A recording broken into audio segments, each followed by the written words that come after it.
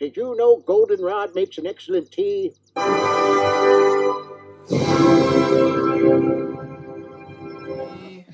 Happy birthday to me. Happy birthday, dear Aaron. Me. You are a sad, strange little man, and you have my pity. Or what's inside. You suck. Finally, we're going to reveal the... Hey, everybody. Welcome back to Tomic's... veteran of the comic book industry for 30 years, I'm a writer, I'm an artist, and this sucks.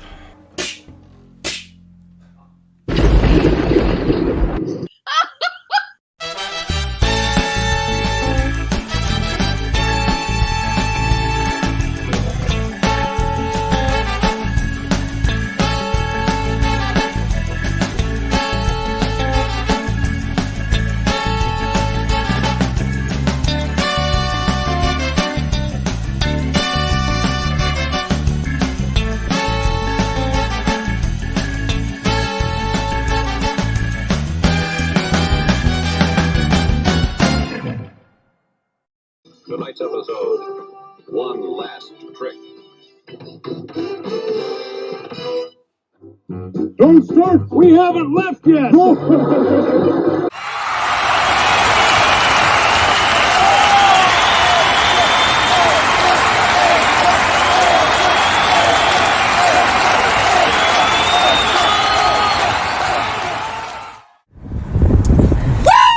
Let's go! You know, I have no idea. Every episode, I have no idea what I'm going to say as soon as the camera starts rolling. My mind is a complete blank. Did you ever see Children of the Damned? Or is it Village of the Damned? Those alien kids, they were all like blonde, and they were like invading this town, and they were taking over, and they could read minds. And so all the adults figured it out, and so they all had to have like this blank mind. You know, so you never think of anything. So the kids wouldn't know what their plans were. And the kids would look into their minds and they just see like a brick wall or whatever. That's what's going on here. No concept at all of what I'm going to do. So I'm not faking it for when the alien kids show up. I just have no clue. They just find nothing going on there. Welcome, everybody. It is Aaron Live. I am your host, Aaron. Shelly can't make it in today. Of course, she had surgery a week ago Thursday on her shoulder. I've been there and done that a couple of years ago, if you guys remember. And it's a painful process getting that shoulder moving again after the surgery. She didn't have any, like, they didn't have to cut any tendons or anything like that. So that was a good thing. They had to clean up some cartilage there. And what they did, though, there was a calcium deposit on the bone. They removed that, cleared out the cartilage, but then they did microfracture on her shoulder, which is basically they drill these tiny little holes in your shoulder, hoping that whatever's in there oozes out and forms more cartilage around the area that, you know, where they cleaned out some of that cartilage. So that's what's going on there. And, you know, it's sore, but it's not, you know, it's not debilitating. But I'll tell you, doing the even just the home rehab stuff is pretty painful. So she's at that stage right now where she's like, I don't want to do this. I'm like, no, you must crawl the wall. So anyway, so she won't be joining us today, but that's okay. We will manage. I do have a guest, which is so rare. But usually if someone asks me if they can come on the show, I'll usually, if I know who they are, I usually let them come on. And we're going to have Roland Mann in about 25 minutes. He was an editor at Malibu back in the days of the Ultraverse. And so he's had his own company, Silverline Comics, for years. And so he does these small press ventures. And he's got one going on right now that he wanted to promote a little bit. So I said, come on into the Creators Corner. We'll talk about it. Get the news out to the readers out there in the audience. So, but that's not all, man. We've got beyond that, beyond talking to Roland, ton of stuff. Graham Nolan and Shanth and Jetty were like talking about the mummy's hand. Oh, you got to, it was great and blah, blah, blah. So I watched it over the weekend, and I will give you my review. Will Graham and I be at odds one more time, or will we actually agree on one of these old movies? So we shall see, but that's later on. But right now, let's see who's in the chat and joining us on this fine day. Oh, I want to bring up, I thought EVS was going to be launching Fearsome today, and I kept checking all day and it hasn't been launched. So he's probably launching like right now, right when I'm starting my show. So if he's not, be aware that Fearsome by David Williams and EVS, they're launching that. They're supposed to be launching that campaign today. So after this show, you want to go check that out. But don't do it while you're watching this show. Show a little respect for the guy who's owned Sunday afternoons and evenings for years. And so it's like they're encroaching on my airtime. So stick with me, and then when the show's over, go over there. But anyway, let's see who is here. Coram is here.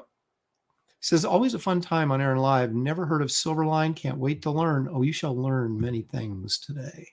Postmaster Dan is here. Or pardon me, I do that all the time. Postmaster Dan. Where's my mail? Pastmaster Dan is here. He said, if we didn't talk Feck, we'd be Feckless. That's true. Lou Feck is our artist spotlight today as well. Did some pretty interesting stuff we'll take a look at. Creative Faye is here. Leg Kick is here because Leg Kick is almost always here.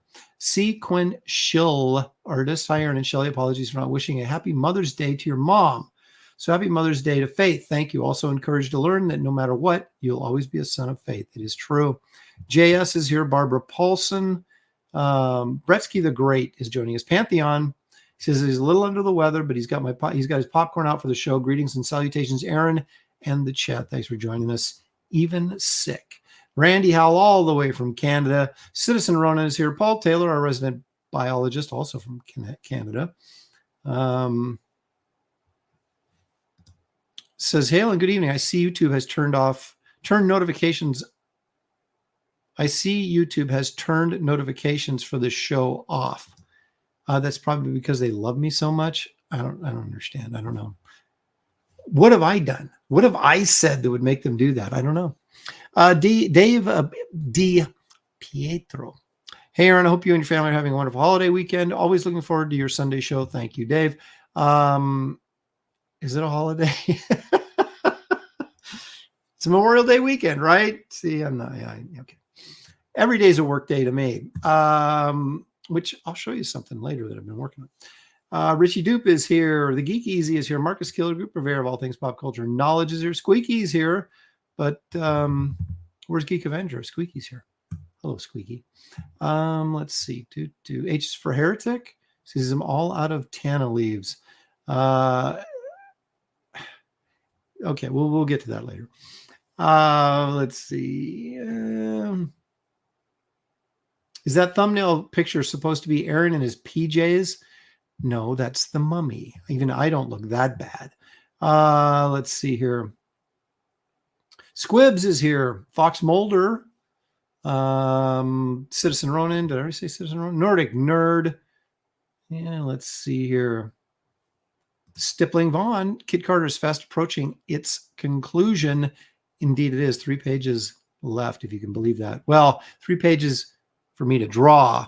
Then those pages have to, of course, be inked and then colored. I know my inker, Matt Ryan, is just 5 pages behind me. So he'll be done in a week after I'm done. Kelsey keeps telling me he's right there. And I've seen bits and pieces, but I'm going to take Kelsey on his word that he's right behind us. So, we're looking at hopefully that the campaign will, all the book itself, the penciling, inking, and coloring will all be done within 2 weeks of me finishing, which will be about the end of this coming week. Yeah, or this week, I guess Sunday. This is the first day of the week, right? So, and I'll be done penciling by the coming weekend. So hopefully it will only be 2 weeks beyond that. Then it's lettering, putting the book together for the printer, and then than however long the printer is going to take. Of course, in that 2 to 4 week period of time there, I'll be finishing up the trading cards. I'll be putting together the sketchbook, be finishing up the poster, the movie poster, and getting that to the printer. So there'll be a lot of activity going on. It'll be, if I had any hair, I'd be losing it. But that's the way it is at the end of every campaign. It gets really crazy for about a month as you're racing to get everything done. Let's see here. Ken and Diana are here. How about that? Jimmy Owens, thanks for joining us, Jimmy. Let's see who else is in here that I don't like to miss anybody because I want you all to feel is important. There's Geek Avenger. Dale A is here. Who else we got? Repairman Jack. Thanks for joining us, Repairman. Geek Avenger. This is very true. Please hit like and subscribe for old Aaron. He's salty old vet of the industry, and I need all the support I can get, and that comes in the guise of hitting the like button and subscribing, just like this public service announcement. So there you go. Hit the like and subscribe button. I greatly appreciate it when you all do that. Merle Harris is here. He says a shout out to get geek off there. Merle Harris says, hey, a shout out to Karis. That, of course, is the name of the mummy played by Tom Tyler in The Mummy's Hand. Dun, dun, dun. Let's see here. Paulus Arts is here. GJ Martinez, thanks for joining us, GJ. Caleb Reynolds is joining us. Ronan is here, not Citizen Ronan, but just Ronan. He's no citizen. Old Dirty Fatty, Jay Dredd, Thomas, Floramonte. Thomas, my gosh, I haven't seen you in like 20 years, 25 years maybe. Thomas, of course, was, as I recall, was an anchor back in the Ultraverse days, and doing other things, of course. Geek Avenger says, shout out to my great-grandfather, Archie Thompson, that did not return from the beaches of Normandy. Oh, my goodness. Wow. Shout out indeed. Randy Hill, where's my cannonball for calling Aaron a mummy? It's too obvious. I'm not rewarding you for that. Plus, I have to be in the right mood, and you're getting me there quickly. So I was fine when the show started. Now I'm on edge. I'm on edge, so anything could set me off. So be careful. Sean Allen is here. Nomadaman says, oops. Hello, Aaron. What's the framed art behind you at the base of the shelf? That is a Thor frog. You mean back right there? That is my Thor frog by our good friend Walter Simonson. Actually, he did that for my wife. My Thor is right up there next to the Keown werewolf. That right there is by Simonson. He did that for me. He did my son, a Beta Ray Bill, and did Shelley the Thor frog. What a wonderfully nice guy.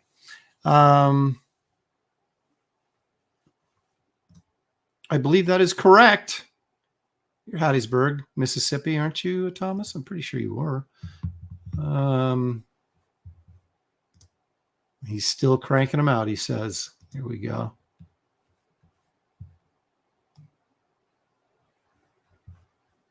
That's pretty much it.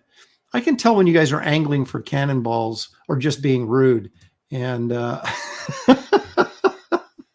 so I'm not encouraging you to be rude. But oh, I'm a lot saltier on graybeards because David and Kelsey and Gary are all insulting me during the show. So then when someone says something in the chat, it just sets me off and cannonballs are flying. There's Fred Cheney. He says, Roland is a great guy who puts out great books. I'm glad to see you showcasing Silverline comics tonight. It'll be my pleasure. I haven't talked to Roland for a while. It was, oh my goodness, it would have been pre-COVID San Diego, I think, is the last time I actually talked to him face to face. So Anyway, let's do this. I need a snack badly, so hopefully you guys feel the same way. Let's all go to the lobby. Let's all go to the lobby. Let's all go to the lobby to get ourselves a treat. I've got these Sun-Maid chocolate yogurt covered raisins, little box. I can't find the calorie count on here. May contain an occasional grape stem or wood piece. Well, it's exciting. So we'll see what actually is in here. So, well, no wood yet. Do they think that somehow by warning you on there that it's going to save them from getting a lawsuit if you get a splinter eating one of their yogurt covered raisins? I don't think that saves you. I agree. It's good for what ails me. All right. Thomas says, yes, he is from Hattiesburg, Mississippi, and he inked the book that I'll be talking to Roland about tonight. So how about that? It comes all full circle. It's a great circle of life in comics. But as I sit here and eat my wood pieces covered with probably fake chocolate yogurt, let's take a look at today's Frazetta image of the day, because I got a few things to say about this one. But anyway, here you go. Let's take a look at Frazetta.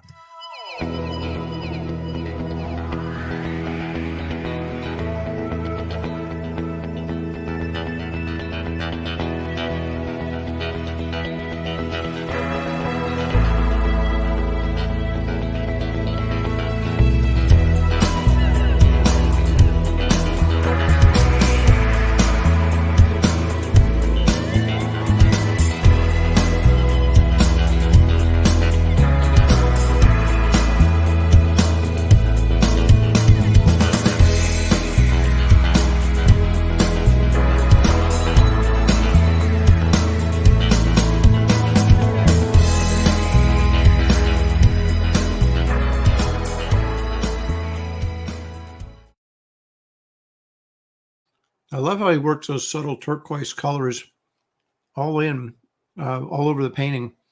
It's most prominent, obviously, in her skirt.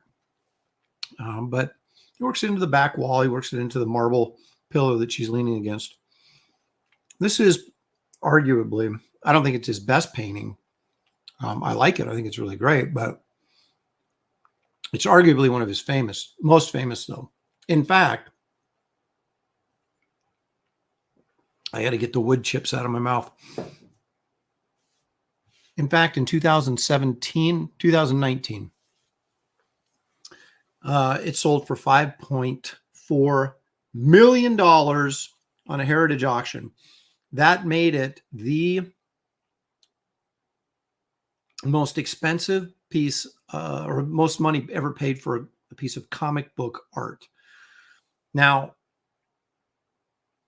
I would have argued that that's not really comic book art, but in fact, it was originally painted for the cover of Eerie magazine number 23, which when I was doing a little bit of research before I put that little bit together,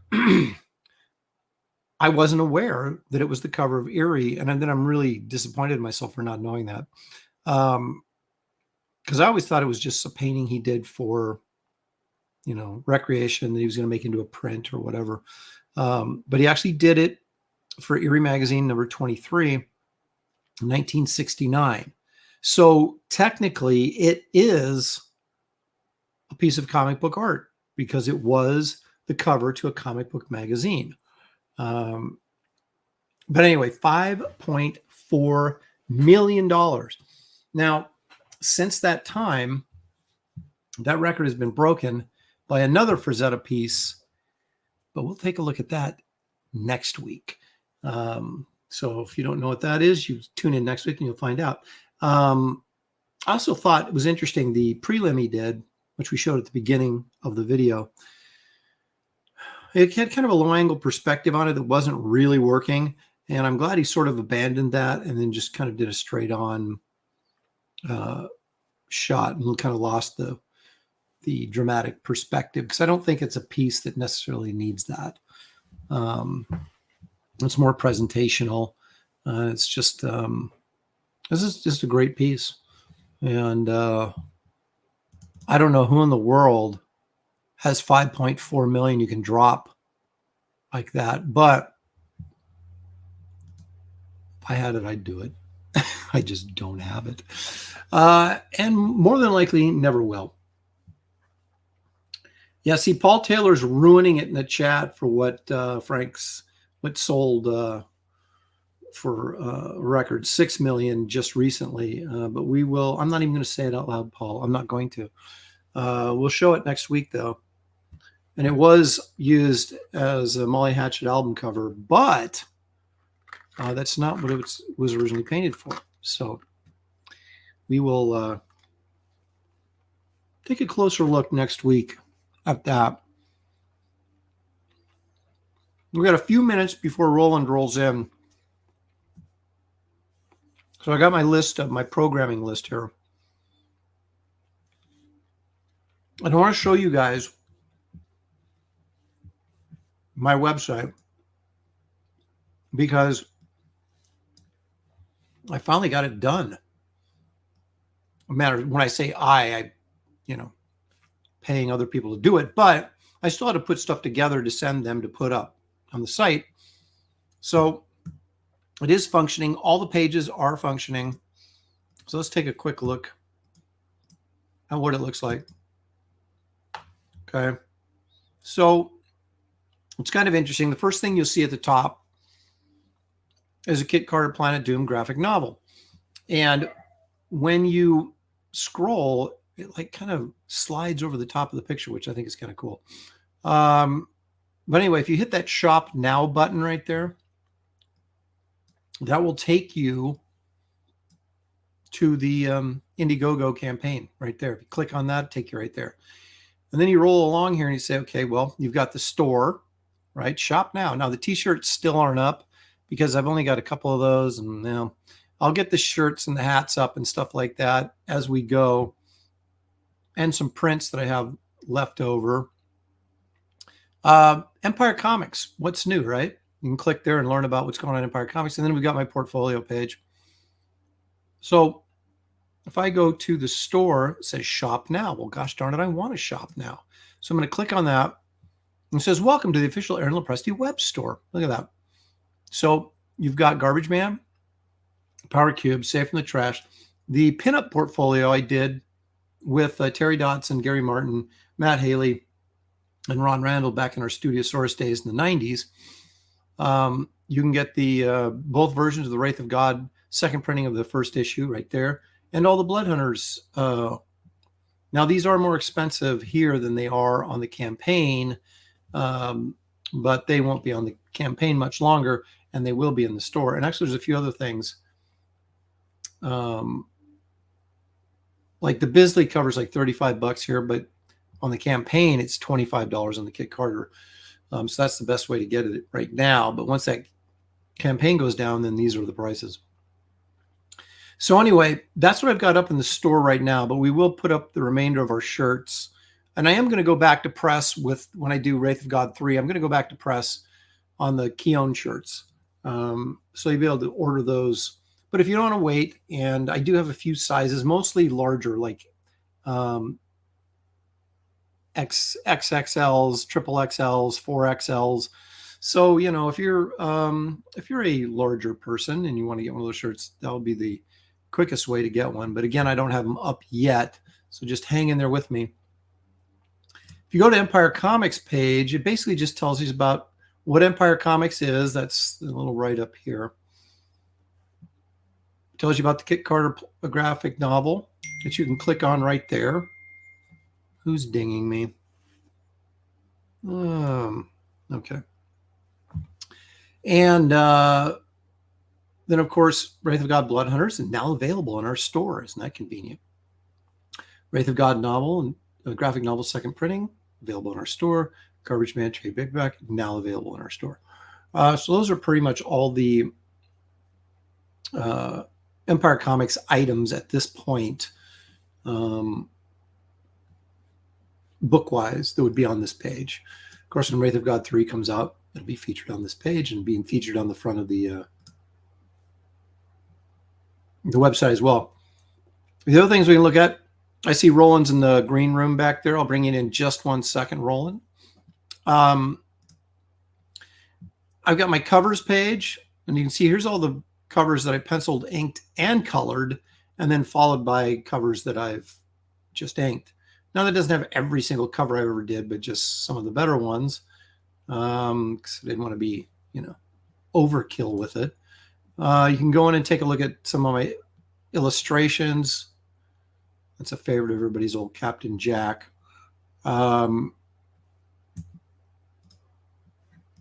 Paintings. I put up my recent acrylic painting of Dark Wolf here from Fire and Ice, but then some older ones that you can check out. And then the sketches, which I have not updated, but I just send a bunch of sketch material to my web guy to put those up. So those will all be revamped shortly. And then, of course, there's my blog, which in all my spare time, I haven't really... I blogged once in April about a year ago, so I better get back to that. Trying to do that regularly, maybe on a weekly basis here in the not too distant future. But there it is. That is my website. It's aaronlopresti.com. Super easy to find. And there it is, done and up for hopefully your, frequent visitations. Anyway, there you go. All right. Let me run a little intro here. I hadn't run this in a long time. Not that it's so great that I need to run it, but I made it, so I might as well run it. It's time now, ladies and gentlemen, for Creator's Corner.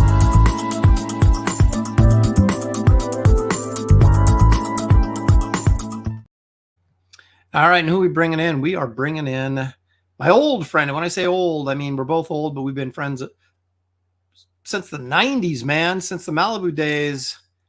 From deep down south, the Arkansas Razorbacks fan himself, Roland Mann. There he is. Hey, Roland.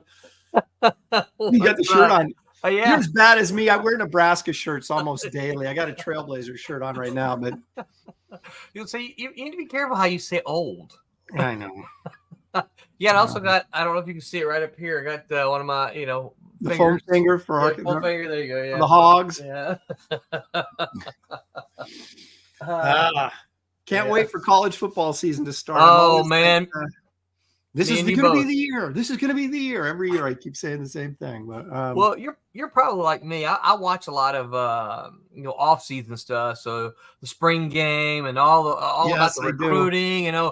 We just landed this 4-star receiver, and it's gonna he's gonna propel us into the SEC West Championship. And I'm like, yeah, and I get all excited, and then I start trying to learn the players' names and. And of course, this portal, I'm not sure how I feel about the portal. I know you're just getting used to them, and then they're gone for somebody else with more money. It's like, parts of me like it. The other parts of me doesn't like it. Nick Saban, apparently that's one of the reasons he bailed, is it because of the portal. Well, so, it's like free agency in pro sports. It's like if you get a great player, you love it. If you lose a great player, you hate it. So yes. Yeah. But these people didn't come here to talk sports, Roland. They came to talk or listen to us talk about comics. Now, you were an editor during the Ultiverse days, and I assume you did some writing there, didn't you? I did a little bit, yeah. Okay. So the Ultiverse goes under. Marvel buys it, kills it. Yeah. Now, you started off not too long after that in doing Silverline Comics. Is that correct? Or did you start that before and you were running it sort of on this? Explain the origin of Silverline Comics, will you? So Silverline actually existed prior to me going to Malibu, but it existed in a different form. Okay. So long story short is me and Stephen Butler and Mitch Bird, we all met in college, and we, Steven and I had submitted to Marvel and DC and, first, and got all the rejections and everything. And so keep in mind, this was a long time ago. And the Teenage Mutant Ninja Turtles had recently come out and had some success. So, we were seeing an independent comic boom. And so we just said, well, we can do this ourselves then. If we can't find us a home at these places that we know, let's just do it ourselves. And so we started making comics, and we tried to do it ourselves, but we just didn't really know how to, get it solicited, get it to the market, and deal with the printers. And we didn't have the money to fund printing like that. We actually took orders under the name Top Comics in 1987 or 88. I have to go back and look. I kept all those orders that we got. But we used those. We used those orders, photocopied them all, right? We used those to submit that and our book out to publishers, and that's how Malibu ended up picking us up. Going, oh look, these guys, because I think we got 4,400 orders for the first issue of Cat and Mouse. That's not bad. That's not bad at all, especially for back then, man. Well, do you remember this was the independent boom was happening in the late 80s. So we were happy with it, and that of course led us to Malibu. But what happened is I had been, from Mississippi, I had been making all the rounds to the, shows in Texas and Arkansas and Louisiana and Alabama. And I had started meeting these other comic creators who were kind of like me. I was like, I want to do comics, but I don't want to move to New York City, right? And of course, back then, that was kind of the ongoing idea is that you had to move to New York City if you wanted to do comics. And none of us wanted to, or I shouldn't say none. Most of the folks that we met, they didn't want to move to New York. So once I established a relationship with Malibu, it was probably Tom Mason. I asked, I said, hey, Tom, I know these other guys. Can I pitch these? Can I pitch some stories to you from them? And I'll put them all together and I'll pitch them to you. And so I began to be essentially what it was, a freelance editor, right? So I would find I'd find an art team, then co-filler, inker, and a letterer, and then I would pitch these to Malibu. And so Stephen would help me out with the artist and that kind of thing. And we were kind of doing all this together. And so we kind of said, well, we kind of want a little something recognition from that. What can we be? And so that's how Silverline came about. That's the short version. The Reader's Digest version, that's the Reader's Digest version, back in the day. Yeah, there's a longer version, and of course, then once I went to Malibu, started editing. That was about the same time Steven got his job doing Spider-Man at Marvel, and so Silverline just kind of this guy, Rob. Hey, Brown? Reb, what's up? Yeah, I do know him. Yep, first editor that gave him work. How about that? Hey, Rob, thanks for joining us. Anyway, go ahead. I just had to throw that in there. So it just kind of went away, right? Because we didn't really, it wasn't a thing that we said, okay, we're closing the doors or we're going to stop. It just kind of happened. I just stopped doing it because I was editing for Malibu, and Steven was working for Marvel. So we just kind of stopped. Once all the stuff that happened with Marvel that you mentioned earlier, I said, I think I'm going to try this whole Silverline thing again. But this time I know what I'm doing. This time I know how to deal with Diamond. This time I know how to deal with the printers and that kind of thing. The terrible part was I chose the late 90s to try to do it. Of course, that's when the crash was. Right. Yeah, so, right. Exactly. Timing's everything. It is. And so I did that from probably about 97 because Marvel fired everybody in 96. I started it up in 97, did that until about 2001. Lost a buttload of money and decided, well, I probably, comic books industry looks like it's in bad shape. I'm probably going to need to go do something else. Went and got a degree, started teaching, which is what I still do with my day job today. But, isn't it funny the value of a day job when you're a comic creator? Oh. They're invaluable. Don't we always laugh at the don't quit your day job comment, right? But man, the truth that's loaded with.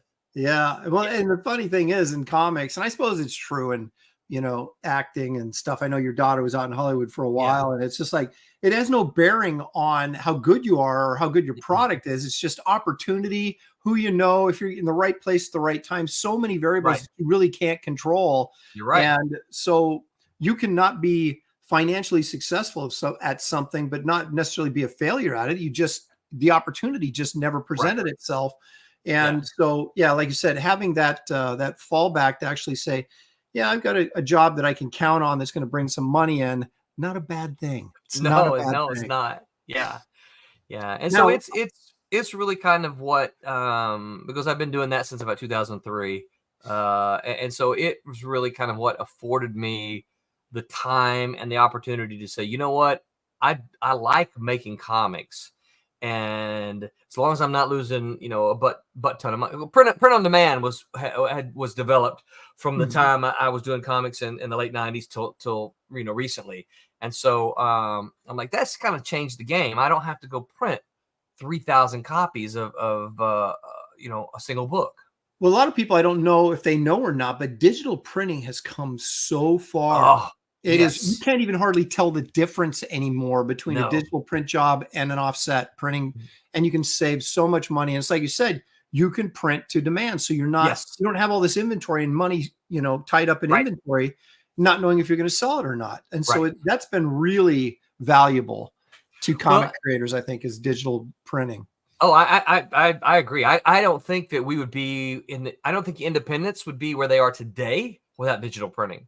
Yeah. And I give folks the example of so in the late 90s when I was doing it, I was getting orders anywhere from 1,200 to 1,800 for my books, right? They were in black and white, but I had to I had to go to press with 3,000 copies. That was the minimum print run. Right.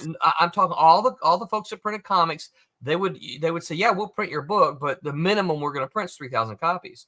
So, even at 1,800, I've still got 1,200 books sitting around. Yep. And of course, you're going to take them to shows. You're going to sell some, right? You're absolutely going to move through some of those. But are you going to move through 1,200 copies? I wasn't. I was sitting near Frank Cho and watch him, sell 2,000 books in like one weekend. I'm like, I moved 20 this weekend. I'm feeling pretty good about myself. Yeah, books. Well, I told somebody we were talking not too long ago about artists and conventions and how I felt. Conventions, if they're going to put you on the guest list, you should be comp to table at the very least, right? And because I know a whole bunch of independent creators who are like, oh, I'll buy my table. I'm like, well, if you're on the guest list, they should really comp your table. But I was telling somebody, I said, well, here's my problem with that. It's like, look, if I got to pay $300 for a table, I got to sell a lot of $5 books to pay for, and that's just the table. That's not the depending on where the show is, right? That's not my travel there. That's not the hotel room, which, a couple of days. That's not it's not any food there. And I can eat on a budget now. I've got a big Razorback cooler out there. I need to start eating on a budget, lose a few pounds. Maybe that's the answer for me, is do more shows where I'm not getting a free table or anything. Just starve while I'm there. Yeah. Trades help, if you can move some trades, because they're pricier, but you got to move a lot of product, and of course, as an artist, it's a little bit different for you because you could sell higher priced, original art or sketches and things like that. You have to, sign your script and. I saw Marv Wolfman doing that at San Diego a few years ago. He had like Teen Titans scripts there, and you could buy them. I can't remember how much they were. They weren't outrageous, but you could buy them and he'd sign them. And I'm like, that's kind of cool. Well, what would be really cool is get your hands on like the original script that he typed up, right? And that would be cool. But no, guys started doing that. I remember when writers started doing that, they would bring scripts to that they had reproduced and had stacks of scripts for whatever, and they would sign it there to make a little money. And I was like, You know, that's a good, because as a writer, you don't have a lot of options. You know, you're at the table signing autographs, and if you're not charging for your autograph, which really is just more of a modern thing, right? I mean, unless you were like Neil Adams or somebody, none of us used to charge for autographs, not, you know, even 10 years ago. So you can charge a little bit now, depending on who you are, but that's still not enough to, like you said, to pay for a table. So you got to sell product, or you know, or you're in the hole. David Williams, look at that. He's in the hey, what's up? There you go. All right. So you're doing Silverline, you're producing books. I assume you crowdfund all of them first, and then they go onto your site. Is that pretty much how that works? Well, so right now we the idea. So when we started all this 5 years ago, the idea was that we want to get into diamond. We can talk about the pros and cons of that. That's probably a whole different conversation. But that was kind of the plan, is that, you know, we want to get into diamond, but the people that the creators that I was talking with, I was like, none of us could do it fast enough to schedule it with diamond right away. It's like, look, I can get you this book for diamond, but I'm not going to be able to get you number 2 for 3 or 4 months, because, you know, we all have day jobs. Right. So we decided, well, look, let's go crowdfunding. We'll crowdfund the books. We'll wait until we get them finished. And then when we get because all we're doing is miniseries at this point in time. And once we get the miniseries finished, then we'll go to diamond. And it took us about a year longer to do that than what I had thought it would take us. But we are in diamond now. We've been in diamond since every month since February. So we started with the books that we had finished, right? So we did Trump's 1, 2, 3, and 4. We did Kayla's 1, 2, 3, and 4. We're getting ready to, I haven't made the announcement yet, but we're getting ready to do Twilight Grim, which is R.A. Jones. And right here. Yeah, absolutely. Yeah, this is the first. Here. Yeah, this is it. Actually, we're working on a press release and everything. So, but yeah, so that's we'll do Twilight Grim, and then we've got a couple of others to follow that we finish. So, so we're using the crowdfunding to get some exclusives, like this pretty little puppy here, right? Hang on a second. Let me make it big so we can see that a little better. Yeah. Is that like chrome or something? Yes, it is, and it's beautiful, right? Oh, that's cool. Yeah, this is just my proof copy mock-up, but it is just beautiful. I love this. So now this is the book you're crowdfunding right now, right? The 1 and 2 of the team up. Yeah. This is issue 2 that's going to have the foil, and of course 1 is available as well. Okay. But this is the one that's just finished. We crowdfunded 1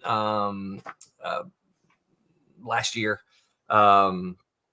So yeah. Where was we going with that? Yeah. So our crowdfunders we use to bring the exclusives, so that, you know, what we're kind of hoping, you know, it's all a little bit of a collector's game that we play a little bit, right? Sure. What we're kind of hoping is, once we go to diamond, go to market with it, right, is that the regular copies will hit the market, and then we'll have like 50 backers that say, oh, you know what, I got a special foil copy of that, right? And we're only printing what we've done since the beginning. We only print the exclusives. We only print to the number of backers who support it, plus about a 10 to a dozen for the creators. Sure. Right. So if we get 50 people who select this metallic cover, we're going to print about 60 of them. Right. If we get 100, then we're going to print about 110. We don't have 50 yet. I think we're down around about 20 that are getting this cover right now.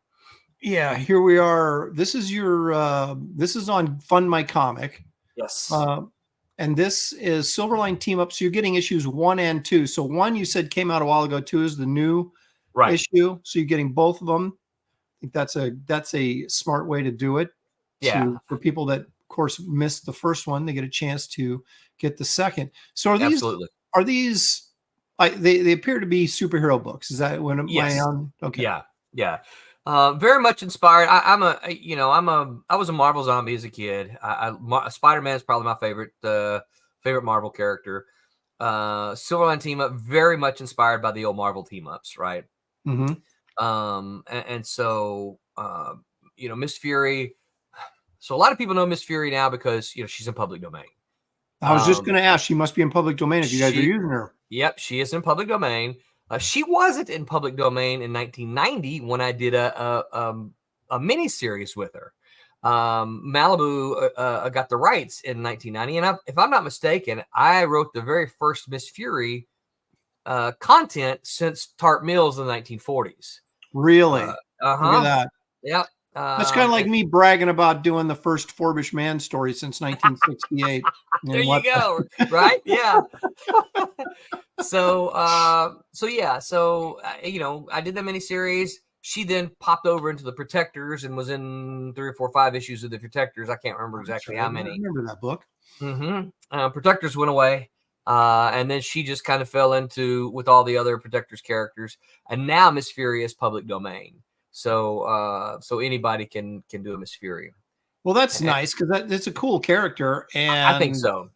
And you can sit there and give your own take on it without worrying about waiting for that cease and desist letter. Right. Kind of like the Black Terror. It's just sitting out there, and anybody can do the Black Terror, which is a really cool character as well. And I've often thought about doing something, but everybody keeps doing it. And I'm kind of like, is it trite at this point for me to do the Black Terror since everybody's doing them now, Well, and it's funny because when I started this story, this was before Dynamite did anything. This is before Tucci did something with it. Oh, that's I started right. it. Did something, didn't yeah, I started it then, and now they've done stuff, and I'm kind of like, well, crap. It's not really as original. I mean, I'll be honest with you. I haven't read either. I love Billy. I haven't read either one of those because I don't want to be influenced by what they've done. Absolutely. And go, oh yeah, that's a good idea. I'll just steal it. Right, exactly. If you do it accidentally, right? Which we all do, right? Yep. We're all products of what we've read. And sometimes absolutely 20, 30 years ago,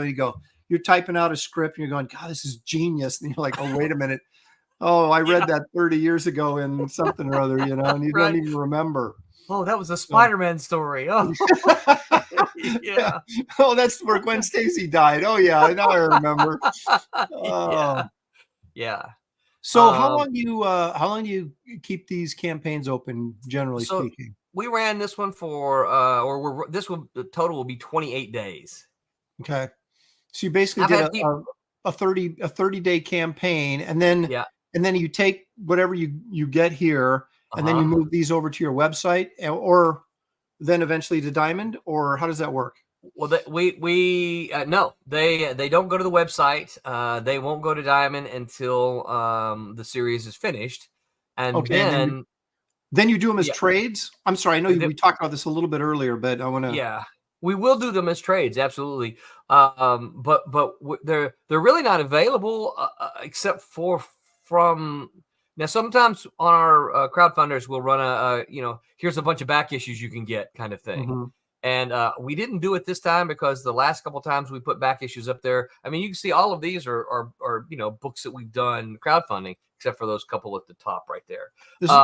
Behind you looks like the offices at Marvel. I used to go in there and they'd have covers pinned up all over the wall. I love that, right? So I saw this nifty little thing here for sale, and so I could just reach up and grab the books out of there and swap them out. And I love this thing, man. That's cool. Yeah. Go ahead. So we did have the back issues on our crowdfunders, but we've done like 50 books in the last several years, and so it just got to be really difficult to list them all. And the last like 2 crowdfunders we had, I think we only had like 3 back issues ordered. So we're like, you know what, let's hold off on the back issues for a little while. And if someone says, Roland, I really, I missed the obsoletes number 2. Can you, we'll work it out. We'll add it in here and we'll get it to you, because it's not that you can't, we're trying to keep them secret. They're just not widely available yet until we go to Diamond. And then once we go to Diamond, we're putting them on a site. Now, we don't have a store up just yet. We're working on that. We're probably going to go, because we've kind of been taken with this Fund My Comic website. So we're probably going to use Fund My Comic as our store. And just, people want to, get something, they can go there, pick out what they want, and then that order comes to us right immediately, and we ship it out. So I haven't done anything on Fund My Comic yet, but that's a great feature. Where you can basically just set up your own, like you said, store. It's like an eBay store or whatever, but it's on Fund My Comic. Yeah. And I know what a pain in the butt. I just finally got my website up where I can actually sell stuff on it. I saw that. But then you got to go through, Shopify is what I'm using, and then that's a fee for that. And then, and then you have to have somebody that is willing to put it all together for you, because that's out of my ballpark. Same. And but so how do people, how do they get an idea of what your backlog, what your inventory, what your catalog is of stuff that maybe they go in and back this, right? And they get issues 1 and 2, but then they're like, well, how do I get more Silverline product? And what did I miss? Like you talked about a couple titles that you did a while ago, and it's like, I'm sure you've still got some of that stuff sitting in inventory. Yes. How do people find out what the catalog is? And then how would they go about at this time before you've got your store set up? They contact you directly. I mean, how does that work? Yeah, so that's a great question. And one of the things we've been trying to do is push a lot of folks over to our newsletter. We do an email newsletter about every other week, right? Mostly it's every other week. You know how those things go. Sometimes it's like, oh man, it's been 3 weeks. I got to get one out, right? And it's like doing your updates on the campaigns. You're like, has it been 3 weeks since I updated anybody? Oh my gosh, I better, right. Yeah. So on our newsletter, at the very bottom of the newsletter, we list every single one of the titles that we're working on, and we give a status report. Here's where they are. Here's like, if you get our next newsletter, you're going to see it'll list Silverline Team Up, and it'll say number 3, right? Here's the status of number 3. Here's where we are in production, and it lists everything that we've done, everything that is available, and then everything that we're working on. Very cool. We got a super chat. Let me grab this real quick. This is a question for you. Sunglasses at night for $10 Canadian. Thank you so much, man. It says, hi, Roland. Are the foil covers still available? And Aaron, wish you and wifey a beautiful night. Love you both. Thank you very much. Roland, are those foil covers still Absolutely, available? they still are. Matter of fact, Aaron, if you'll scroll down just a little bit. Okay. Right there it is. It's the one right at the top. Okay. Exclusive foil cover right there, the very, very first choice. Right here. Let me play this. Let me see if you can. Because you should be able to hear it. But there's no sound. It's just showing in foil. Okay. I do have a video at the top, but this is just to show the foil. Because have you ever tried to take pictures of the foil covers? I know, it's like you keep moving it to get the reflection, so you're like covering up everything. Well, let me roll this back again a little bit here. Hang on. Yeah, that's why I like to bring my shiny with me, right? Because they're just they don't scan well, they don't photograph well. Yeah. It's really cool looking though. It is. Yeah, it's sharp looking. Very nice. So yeah, it is available, and it will be available for 7 more days. Okay, there you go. There's your answer. 7 more days. Get in there and get it. Let me go ahead and run this. Your video here, and hopefully the sound will work. It should. I'm pretty sure I did it right, but let's. You hear it? Yes.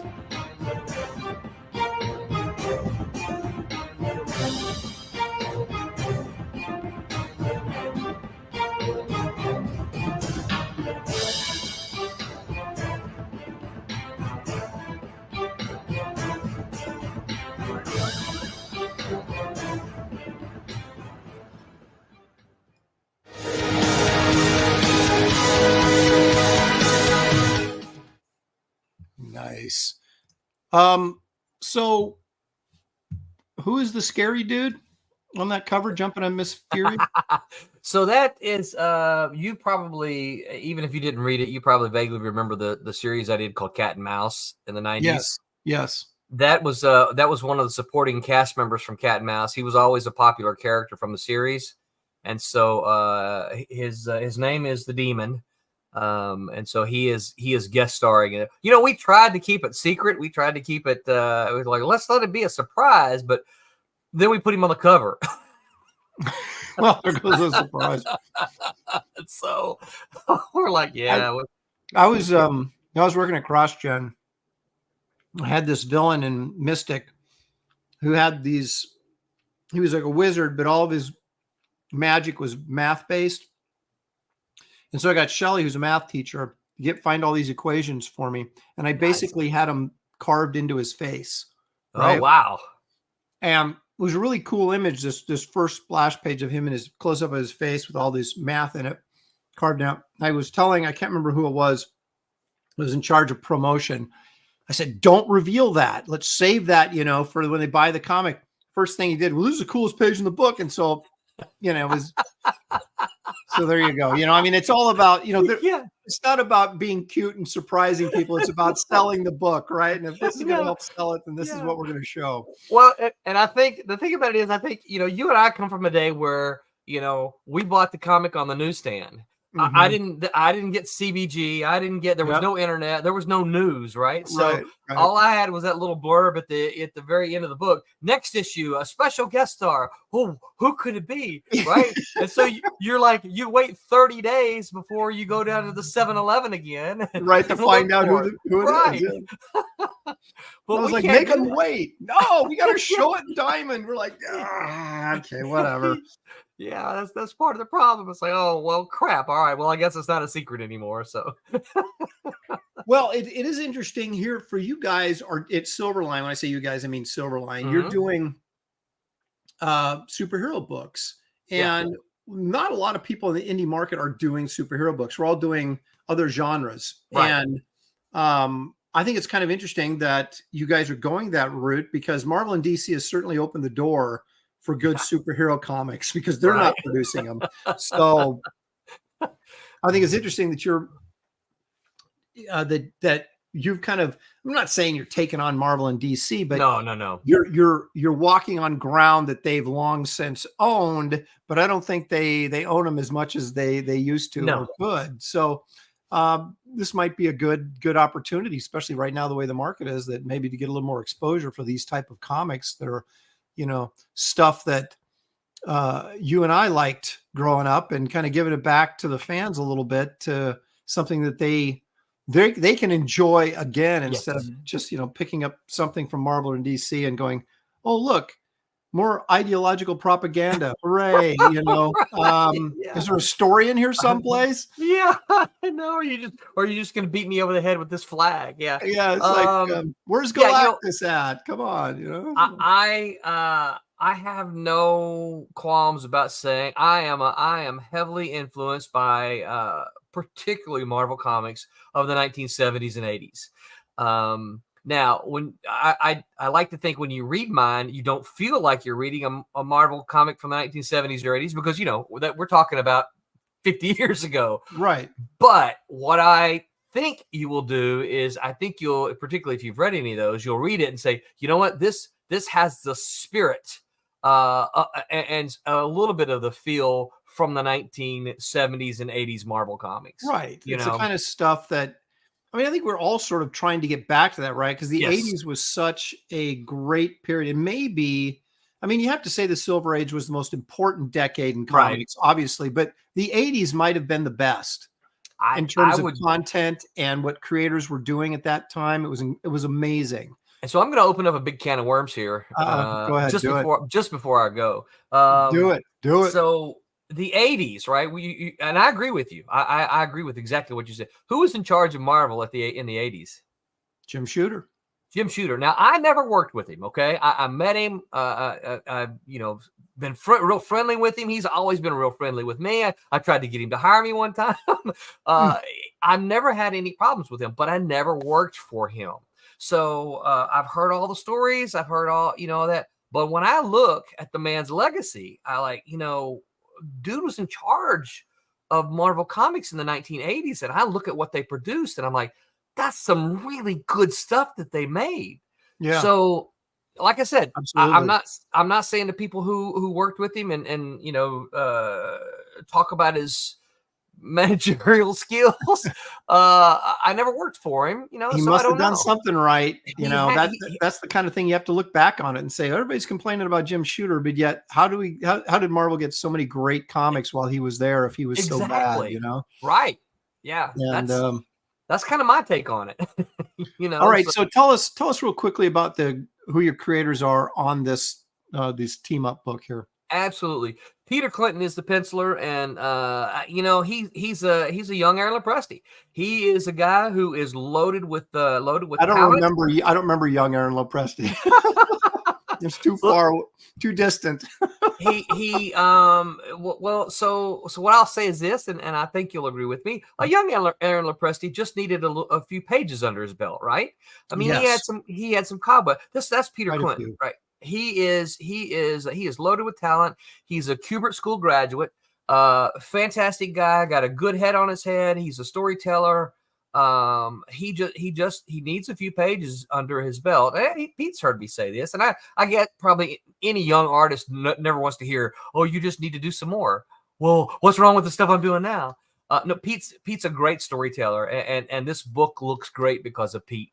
So he's a penciler. Thomas Flormonti, a longtime friend of mine, longtime inker. Mm-hmm. He's been inking Marvel, DC, Image, you name it, you know, since the 90s. Yeah. And then Roberta Conroy is a former Malibu colorist. So I know Roberta from back in the 90s as well, from back in our Malibu days. And did she ever color Sludge? I hope she didn't, because I probably yelled at her at one point if she did. Don't think so. I apologize, Roberta, if I did. I don't, you know, I'd have to ask her. I don't, don't bring up any bitter memories, you know. Yeah, the thing about it is, here's the one thing I'll say. All right. You know, as a writer, I kind of have to step away a little bit. This is a great looking book. You know, if you pick it up, you cannot flip through this book and tell me it doesn't look good. Yeah. Now, I wrote it, so I'm hoping that you'll read it and you'll like it, but it's a great looking book. It's just these guys, this team has just done fantastic with it. It's a gorgeous looking comic. It looks really, really nice. Now you've got like, you can get original art from the book. Is that what I'm seeing here? Mm-hmm. And only $50 prices. Wow. Yes. Jeez, look at those prices. I know. So I'm saying that this is a great time for someone who collects original art, who wants to take a chance on a young artist to think, you know what, this guy's going somewhere. Here's an opportunity to get some of his art at just a killer price. And you've got he's doing commissions as well. Is that Yep. He said he'll do 4 commissions, and Tommy will do 4 commissions his style. So yeah, see, just that's great looking art right there. Mm-hmm. And the storytelling is really good on this. I like the layouts. This is a really sharp looking book. Look at that. That's really nice. Yeah. Yeah. I'm going to take people over. So anyway, before I forget, I do have a link to this campaign in the description of this video, you guys. So if you want to go check this out, get a closer look at it, please do. Just click on that link. It'll take you right over there to fund my comic. Hey, Aaron, I want to make an offer for all of them too. If when they go back, you get in Fund My Comic, you can there's a place for notes. If they'll just write Aaron out there in the notes, I'll send all of them a free copy. If they pledge digitally, I'll send them a digital free copy. Right? If they pledge physical, I'll send them a physical free copy of something. Wow! Look at that. You guys heard it right there. You know, and if they're like, "Hey, Roland, I saw Pendulum on your wall. You send me one of those, right? Or I saw Sirens on your wall, right? If they are like, that's the free comic I wouldn't mind having, I'm okay with that as well. But yeah, so anyone who's listening to your show right now, Aaron, just tell them to put Aaron in the comments, and I will absolutely toss them in a free book. There you go. That's your code name. Aaron will get you the free stuff. So make sure you use that. Make sure you spell it right though, or you get cannonballed when you come back here. That's right. No ERIN. No ERIN. And no 2 double R's. It's AARON. Come on, you guys. So here's your web page. And this is focused on our towards our retail diamond efforts. We haven't added, that's what I said, we haven't quite added that spot for purchasing yet, but we're looking at adding a link at the very top up there that's going to go to Fund My Comic store. So this is just information. This is just giving people information about the books you got in Diamond coming out to Diamond. Okay. Yeah. Now, again, let me clarify just for my thick head. Are you doing floppies, or are you just doing trades, or are you doing both through Diamond? We're going to do both through Diamond. Okay. Yeah. Right now it's just floppies, and once we finish the series, we'll do the trades. And of course, in a year's time, if we decide, one of the other of them is not working, then we can shift. But right now, we're going to do the miniseries, give it a couple of months, and then we'll release the trade. Yeah, yep. Those are the two titles we've released so far. You can click on Trump's there, and it'll take you to the two issues that have been released. Cool. Look how that works. It's like magic. And so we got some preview pages there. Those look really cool. Cover looks great. These look like fun comics. Yeah. And what's the cover price on these guys? $4.99. So they're priced just like a regular comic would be. And they're what, 20 pages, 22 pages? 22 pages of story. Yeah. There you go. So yeah, this is that's great. Yeah. Yeah, we've Trump's has gone over real well. Obviously we kind of had to debate a little bit about the title because the title predates the presidential, to 2016. But we opted to stick with it because, look, you know what? If they hate the guy, they might look at it. If they love the guy, they might look at it. Right. Either way, they're going to open it up and find out it has nothing to do with him. Right. Well, any publicity is good publicity. That's right? exactly what. Yes. That's exactly it. Excellent. So this is a very nice website, and you can find all your information, the latest information here on Silverline stuff. That's great. So I know there's also a link in the description of the video for this as well. So you have both Roland's Silverline comics website, and then of course the current campaign, which is your team up number 1 and 2. Excellent. Well, anything else you want to throw out there, Roland, before I let you go and enjoy your Memorial Day weekend? No, I'll just ask that if you've never heard of me, give me a shot. This is my 30th campaign, and I am 29. I'm 100% on-time fulfillment. We've mostly done Kickstarters, but we're moving from Kickstarter over to Fund My Comic. We've done an Indiegogo here and there, but we're moving over to Fund My Comic. We love that it's a comic community, and we get lost on Kickstarter sometime, I think. Or you can get lost in Indiegogo if they shadow ban you. That's exactly what we decided, because we had the one there, and people told us they couldn't find us. And so we're like, well, okay, it's like, here's the link. Yeah.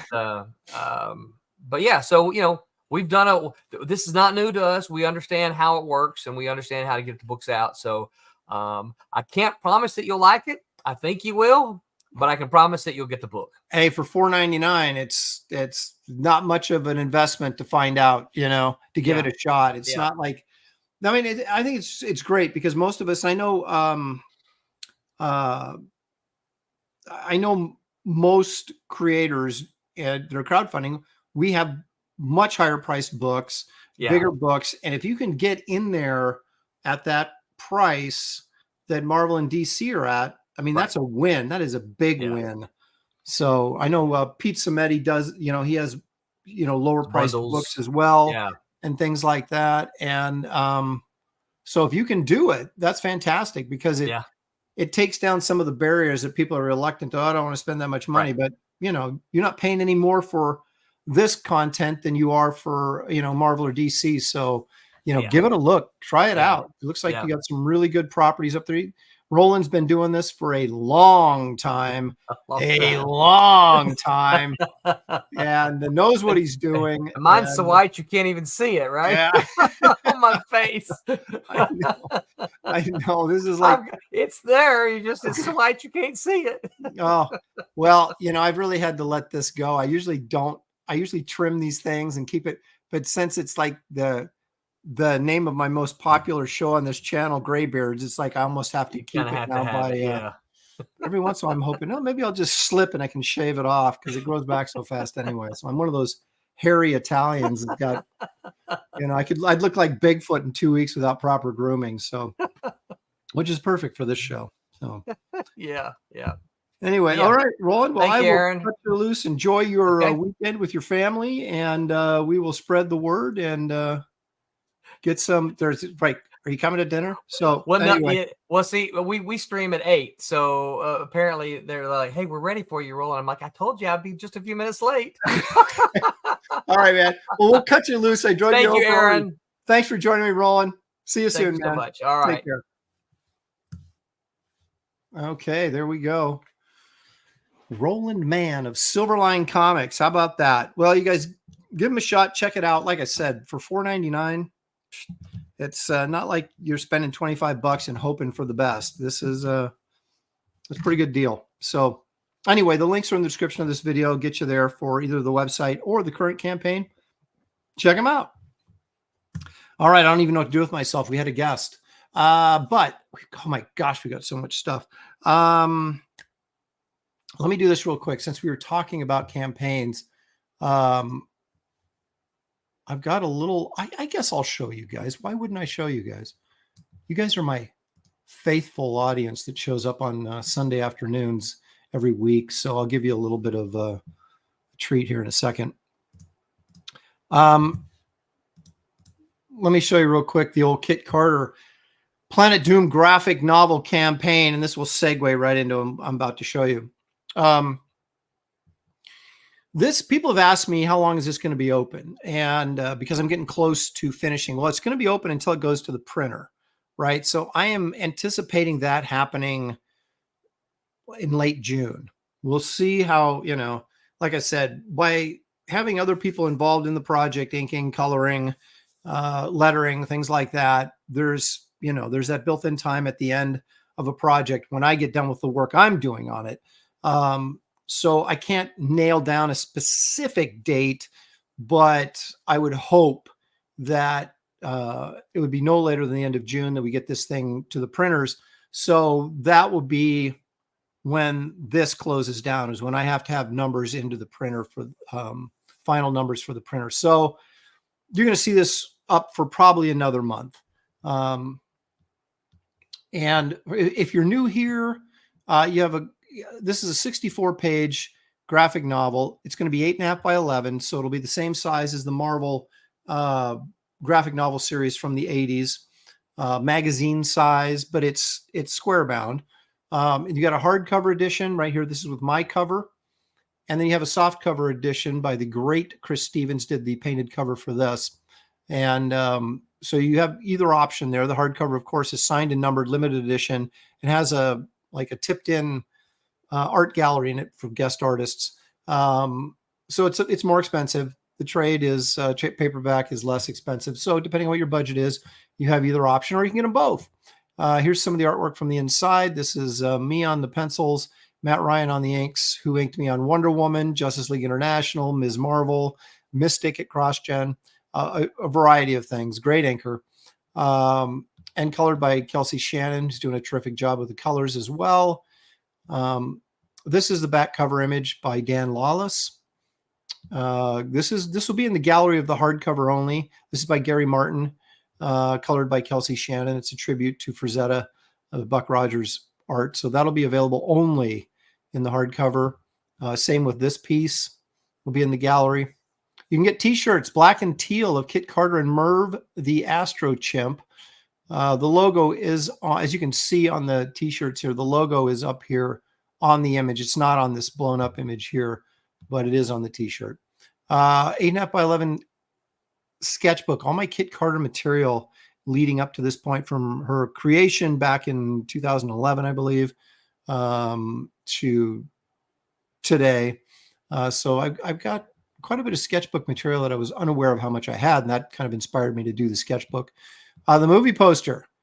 Well, folks, we're going to take a look in just a second, but this is going to be an insert movie poster. It's 14 by 36 inches. This isn't the final art. This is the color study I did for the finished painting. And keep that in mind in just a second. Laser etched Kit Carter shot glasses. You can get those. Stretch goals. What have we got? We've got the Empirist trading card by David Williams. That's unlocked. The Power Blaster from Power Cubed trading card unlocked. The Lord Menace trading card by me unlocked.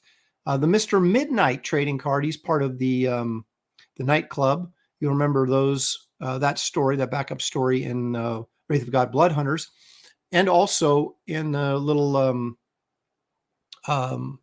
short prologue, or pardon me, epilogue at the end of Wraith of God 1, we had an appearance by Garbage Man and Mr. Midnight. So the trading card for Mr. Midnight, that'll be by me, of course. All of these are colored by me, but the black and white is by David Williams and then myself. And of course, there's also the early sign-up card, the Click card, which is the little robot from Power Cubed as well. If we get to 125, which we're knocking on the door, I'm going to make an Empire Comics sticker that has like not just the logo, but like characters on it that'll stick onto your short or long box, the front of your short or long box that you collect and put your comics in. So that'll be kind of cool. And then, of course, 150 seems maybe a little out of reach at this point, but we'll add a dust jacket to the hardcover if we do hit that. You can add on Garbage Man the trade paperback, Power Cube trade paperback. Those are both properties of mine that were released earlier than Wraith of God. They were both, Garbage Man was originally done through DC. The rights returned to me. I did a collected edition of that material and some new material in there through Dark Horse. And basically, I just get the books from Dark Horse and then sell them to you as signed copies. Same with Power Cube. That was a series I did through Dark Horse that I now, the ownership has returned to me on that as well. But I still have the Dark Horse volumes available, and that's what you order there. Second printing of Wraith of God #1, the hit Wraith of God #1. This has got a new cover on it, so it does have some collectability. And there is, of course, the black and white cover, which is very limited. Only printed about 300 of those. The interiors are color, but the cover's black and white. And then, of course, Blood Hunters, that's Wraith of God 2. All the first printings are still available and all the covers that you can add on. So lots of good fun stuff. All the original art is sold out. I may still put some on here in the last month. I gotta finish the book first, and then my head will clear a little bit, and then I can start parsing out some of these other jobs I have to do. And one of them is maybe putting up some more original art on this campaign for those who are into that.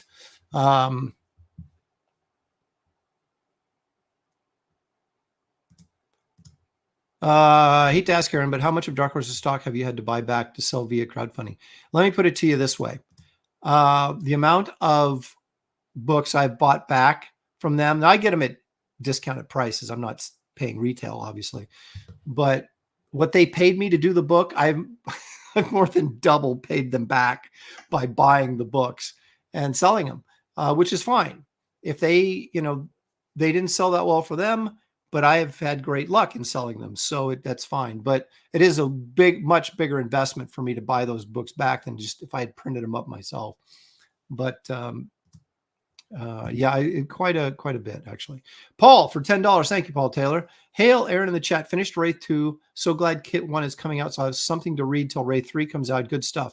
Thank you, Paul. I know you were like kind of hesitant to read it because you're like, oh, there's going to be another gap until I have to read Wraith of God 3. But like I said, the good thing about the Wraith of God books and Kit Carter as well is that they're complete stories.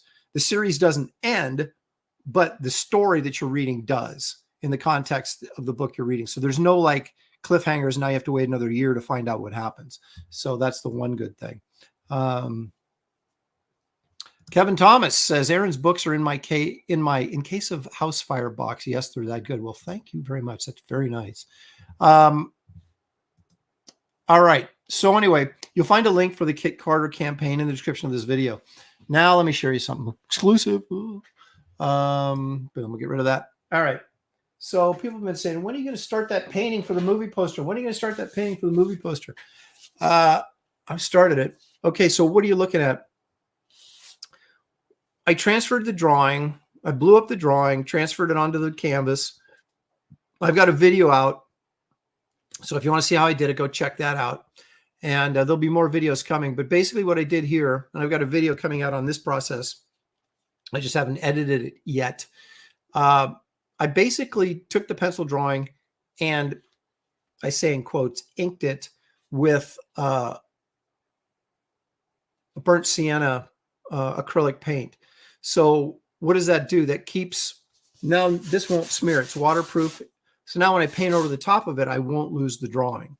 And you can see it's very tight because this is a illustration, not a fine art painting. So I want this to look as sharp as possible. But yeah, so we are moving along on this. And the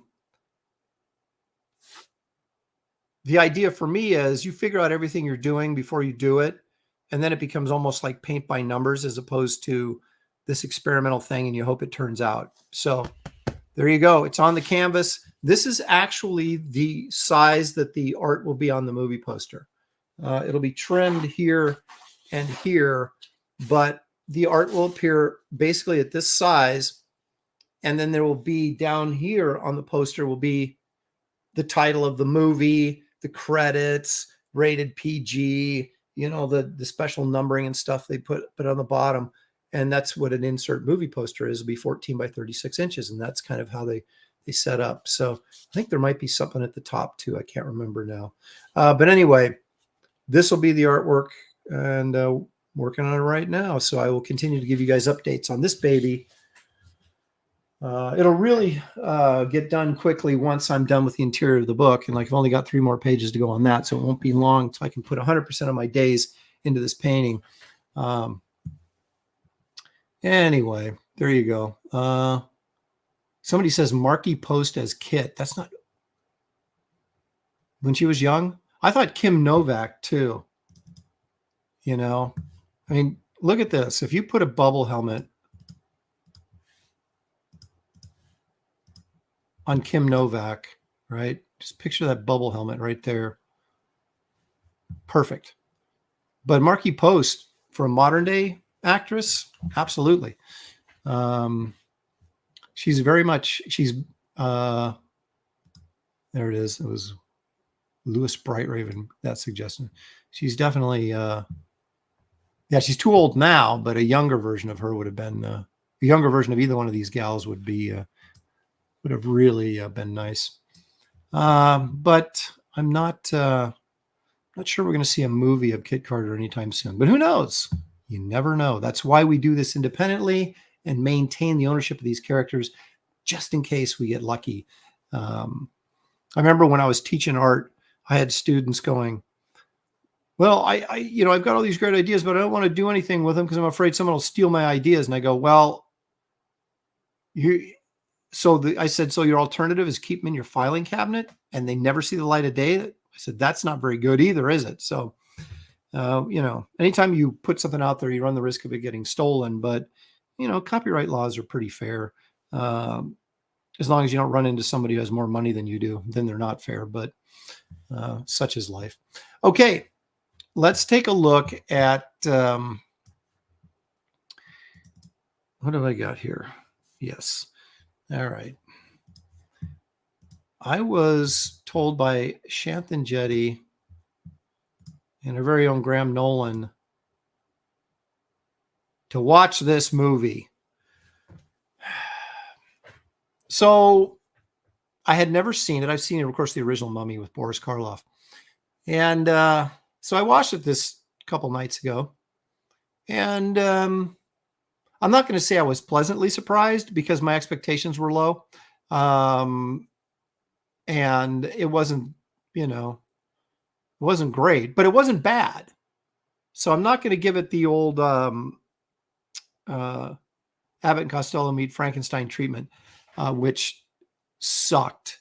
I always have to emphasize that. And maybe it's part of me wanting to take shots at Graham because he always says negative things about Star Trek 2, which really drives me nuts. But so that's kind of my revenge. But this I thought was, okay, here's the problem. I thought this guy, he's the hero. I thought, okay, he looks kind of dopey. And this is his sidekick. And I said, okay, he's got a sidekick. This guy's going to be stupid and really annoying.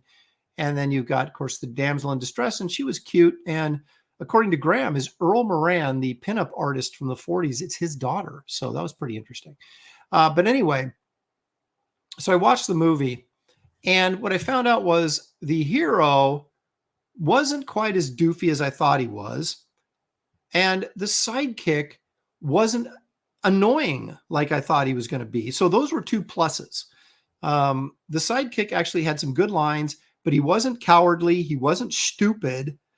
He was just the humorous sidekick, but they didn't play him up like a fool. And so I kind of appreciated that. He actually helped. And,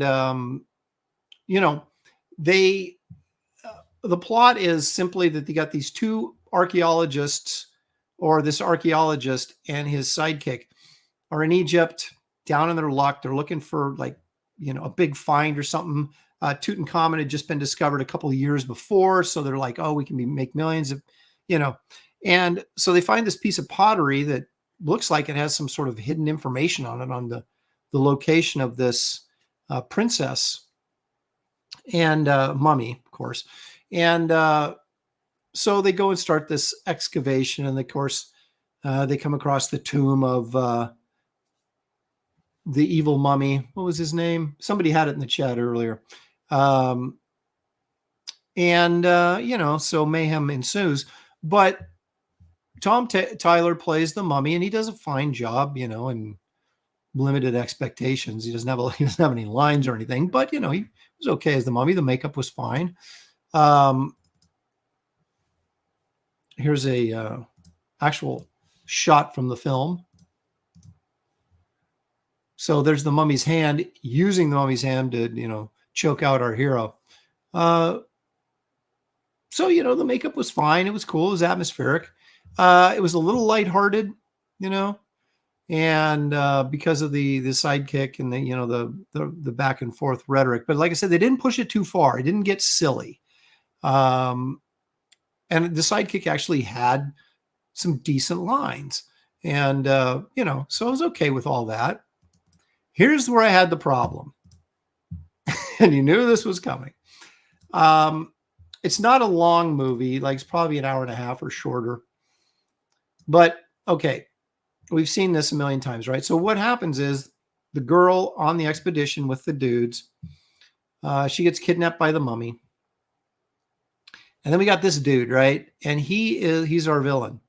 But he doesn't really start out as a villain. He kind of takes over the high priest role. And his job is to protect this tomb. And he's got this mummy at his disposal because they have that sort of, God, what were those leaves called? Somebody had it earlier in the Terra leaves, I believe. And they squeeze the juice out of these Terra leaves, and it gives him life for a period of time, right? So his whole job is to protect this tomb. And so he tries to throw our heroes off the trail. When he's also the curator at this Egyptian museum. So he's kind of a important guy. And they come to him early on with the broken vase that our archaeologist hero found in the open market. And he tells them, oh, no, it's a fake. This map is a fake. Don't waste your time, and tries to discourage them from going there. But since they do anyway, now he's kind of forced to defend, this tomb. And so he kind of sets up the mummy to kill these guys. It's his job. I mean, he's not a nice guy, but he's not like a super villain. But then suddenly he falls in love with this chick just out of the blue and becomes this really bad guy. So he warns her early on in the movie because her dad is like a traveling magician, and she's part of the show. And he warns her about, guys taking money from people for these fake expeditions and then taking the money and run, and basically trying to set up our heroes to make them look like villains to keep her dad from giving them money to finance their little excursion. So he has this meeting with her, and he does comment on how beautiful she is. And it's sad that she has to leave the country. And that's pretty much it. Then the mummy kidnaps her, and suddenly he wants to give her some Terra leaves to make her immortal and make him immortal so they can be together forever. And I'm like, where did this come from? So it was like, it kind of felt like, yeah, it needed to be in the plot. This trope needed to be in there, but they didn't bother to really set it up. And it wouldn't have taken, this is what bugs me about these movies. It doesn't take that much effort to set this stuff up. You could just spend a scene, another 5-minute scene or a couple things here and there that make it plausible to you that, okay, this guy's got a thing for this girl and he's going to do this. So I won't give away the ending, but that was the part that I was kind of like, come on. But, all in all, I'll give this a, out of 1 to 10, 1 being the worst, 10 being the best, I give it a 1. No, I'm kidding. It's 6-ish, so it's not, it's not, let me put it this way. It's light years better than Abbott and Costello Meet Frankenstein, but yet it's not even close to being as good as the original Mummy movie with Boris Karloff. So there you go. That is my it's Tana leaves. That was close. It's close. The juice of 9 Tana leaves. And that was another thing that was kind of silly, was that he would use, the bad guy would use the juice from these Tana leaves to kind of control the mummy, go kill her and get the juice kind of thing. But he would he had this henchman go put the Tana juice in their tents so the mummy would go there and kill him. And I just kept thinking, God, this is sort of a convoluted way to get the mummy to go kill him. Just go tell him to go kill him and then give him the Tana's juice when he comes back after the job's done. I don't know. The whole implanting of the vial seemed like wasted time, and that could have been spent on setting up the villain, being in love with, the girl. Maybe she looked like the princess, the dead princess or something. I don't know. They didn't get into any of that. But of course that was sort of the plot from the original Mummy movie. So maybe they didn't want to tread over that ground again. I don't know. All I can say about this is that anything with Rachel Weisz in it is probably worth viewing.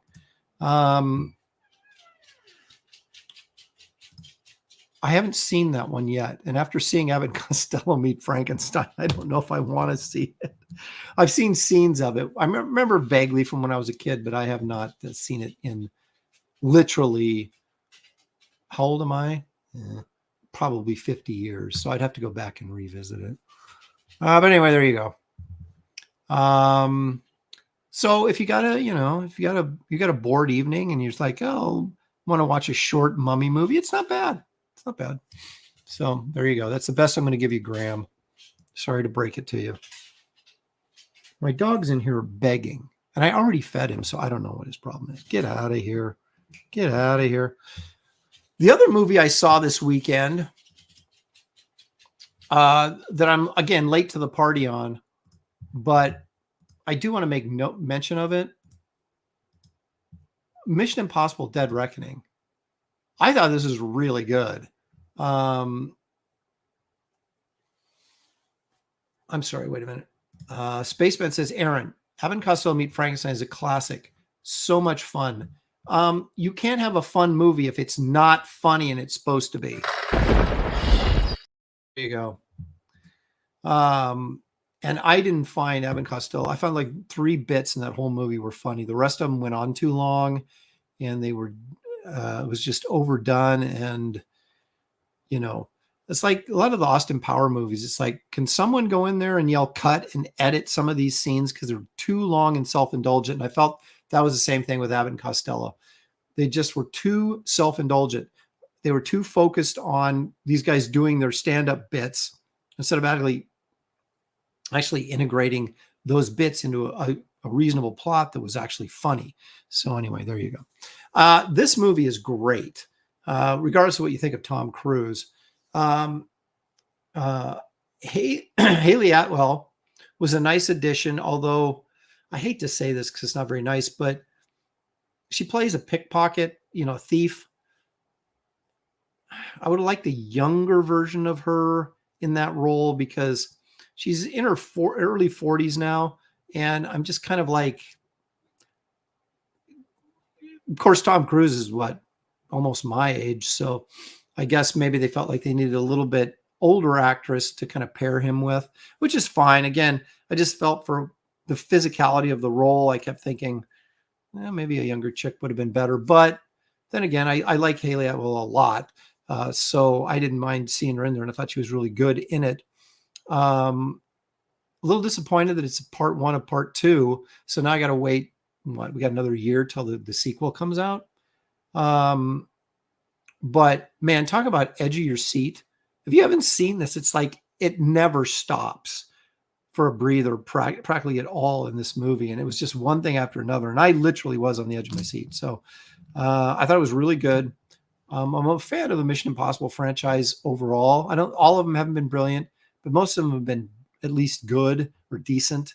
I haven't seen them all. There's a couple I've missed, but this one by far, in my opinion, was the best. It just, there's so much at stake, and I love the fact that their AI is the villain, because I think AI is a villain, and we joke about it now, but I think in a couple of years we're really going to be sorry that we ever went down that road.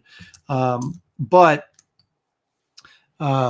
they're kind of projecting the future a bit here, and I liked it. I thought it was really, really entertaining, and that's about what my expectations are for these movies. Entertain me. So anyway, I didn't want to spend a lot of time on, I'd rather spend time listening to my dog bark in the background, but I don't want to spend a lot of time on Mission Impossible. I just want to throw it out there that I saw it and I really enjoyed it. So there you go. Okay. It's time to get into a little bit of art. The show is very diverse, we meet our quota of diverse subject matter anyway. And every week we do a little thing called Who's This Guy? So let's find out who this week's guy is.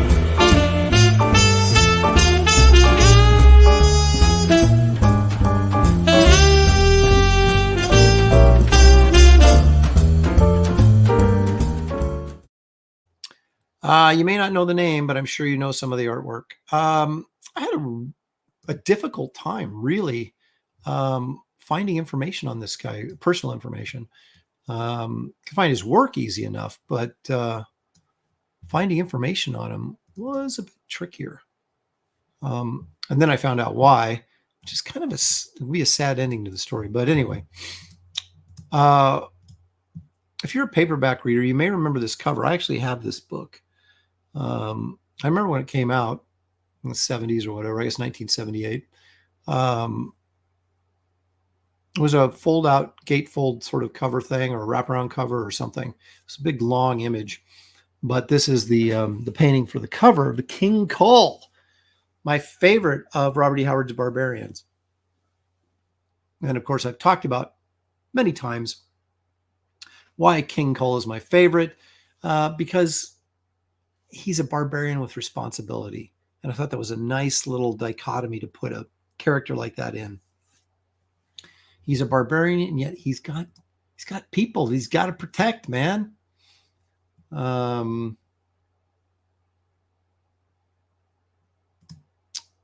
got Evil One for $5. Thank you very much, sir. Happy Memorial Day to you and your family. Got to celebrate tonight with my friend, but I'll catch you Wednesdays on Graybeards. Thanks very much, Chris. Appreciate it. And we'll see you on Wednesday then, and enjoy your evening and your weekend. Spaceman is asking, did I give an update on Shelley? Yes, I did at the first of the show, but real quickly, just to recap for you. They didn't have to touch the tendon on her shoulder. So that's good. They cleaned out some cartilage, did microfracture on the bone, which then is supposed to help grow more cartilage in there.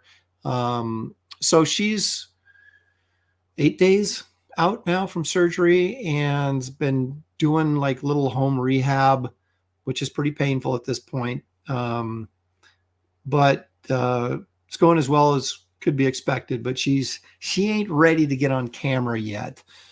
So we'll drag her back in here as soon as she's ready though, but she's doing good. Thank you for asking.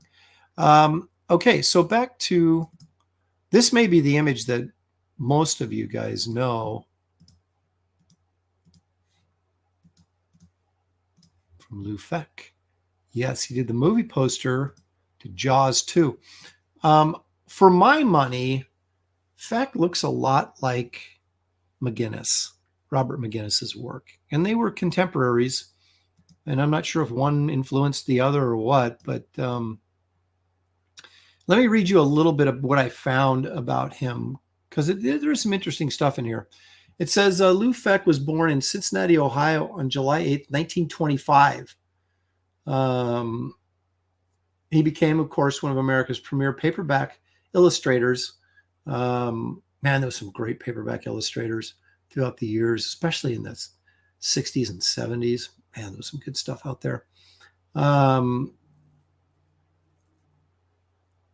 let's see here.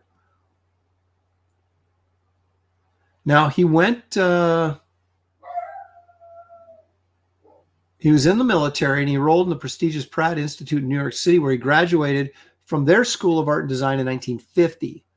Now, what he did after that is not publicly known, but by the time the swinging 60s had arrived, he was already producing high-quality illustrations for various men's magazines, namely Argosy and Adventure. And that's my dog. Let me close the door. I leave the door just cracked open so he can come in here.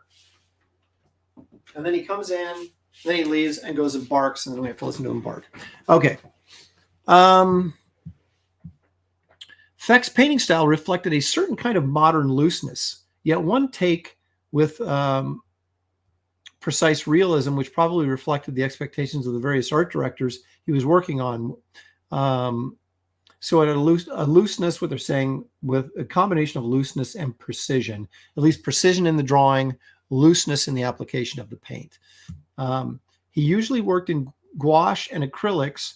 They were his preferred mediums, but he was equally adept with oil, ink, water, chalk, and graphite. So really an artist. How about that? Let's take a look at some more. Now this, of course, couldn't pass this up from showing this. Star Trek 4. Now he did, I don't know that he did all of them. I'm pretty sure Bama did the first Star Trek cover, I think, in this series, Star Trek 1. But I know Bama did a great Star Trek cover. I assume it's in this series, but it may not have been. And then Feck apparently did the rest. But this one I thought was kind of cool. The composition and everything I thought was really, really interesting. It says here that his in the 70s, he transitioned to illustrating paperback covers apparently on a full-time basis. So he was freelancing, but most of his energy was harnessed at Bantam Books, where he covered all the genres of their books. He didn't just, do just like one type of book. Like, Frazetta would stay almost specifically with fantasy type stuff. Apparently, Lou Feck didn't matter the subject matter. Let's see here. Okay, here we go. This is kind of the sad story here. Then, quite shockingly, Lou Feck's burgeoning career was over. He died unexpectedly on November 4th, 1981, the victim of a sudden heart attack. He was just 56 years old. Had he lived longer, he would have undoubtedly achieved greater recognition within his profession. He certainly was on the cusp of it when fate cruelly intervened. I love how the guy's writing this, very creatively and not just sort of matter-of-factly. Fate cruelly intervened. But when a career gets compromised by length, almost any artist's legacy is apt to be ignored during posterity. Yet Feck has never been truly forgotten, at least not by paperback collectors and fans of illustration. So there's no book out on his work. And to be honest with you, the name, I knew some of the work that I'm showing here, obviously the Jaws thing and the Star Trek book covers and the King Cole cover. I'd seen his work, but I was completely unfamiliar with his name. Here's another one of this is Star Trek 6. These were all the James Blish novels. He would write the Star Trek novels. And it looked like Fleck did most of the covers for these. And again, this has a real sort of McGinnis feel to it to me. In that same vein. And I wonder if stylistically in the 60s, that's kind of the, was kind of the style that became popular, and then they were pushing it on everybody. I don't know. This is a nice little orange blue complementary painted paperback cover. Mostly blue, but you see the oranges in here, orange back here, and the orange in the face here. Her face is much cooler. Very interesting. Everybody else has a kicker light on the side of their face except her. Interesting. And the figure doesn't either. I might have put a kicker on there to separate this guy out a little bit more. Not that I'm sitting here criticizing the great Lou Feck, but I'm just saying. Oh,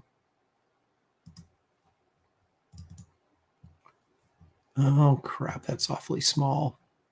I like the design of this. It's going to be a little bit fuzzy because I had to blow it up, but I like the design of it, so I thought I'd show this. Look how rough this paint is in here. Again, that's what makes me think of McGinnis. It's very stylized.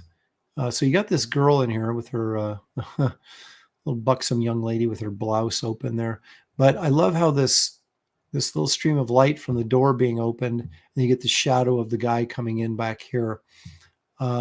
Really, really effective, simple design, but very effective. And all done in browns, really. It's really basically a monochromatic painting other than her white shirt. And white and black I always looked at as values, not colors. So I would still say it's a monochromatic brown painting. Very interesting. This is a nice piece here. Didn't turn out well for this guy. I think this is in Argosy. Yeah. So again, this is what we used to see illustrators do often, right? Is they would get these men's magazines and they would illustrate these stories that were in these men's magazines. And God, that would have been a fun job doing spot illustrations for like adventure tales. You've got the beautiful damsel in distress and your heroic guy who looks like he's pretty much drowning at this point, or maybe got shot dead. I don't know. Maybe this is the bad guy. He was attacking the girl and he got shot just before I'm not sure. But a great painting nonetheless. I love the composition. How you've got all this extra weight or space over here leading up to the writing. We're going to assume this is okay. Hell over Laos. So this is what, Vietnam. So this is probably a North Viet Cong soldier attacking this woman, and he got shot and she was saved. But I love this composition here. Right here is where you got all the action, but then you got those dead space over here. Very nice. Very nice. This is a bit posy, but I like the paint application on it, so that's why I chose to show it. And you got some adventurous broads on there. Sorry, young women. I just like the way he lays paint down. Texture on that arm and in here.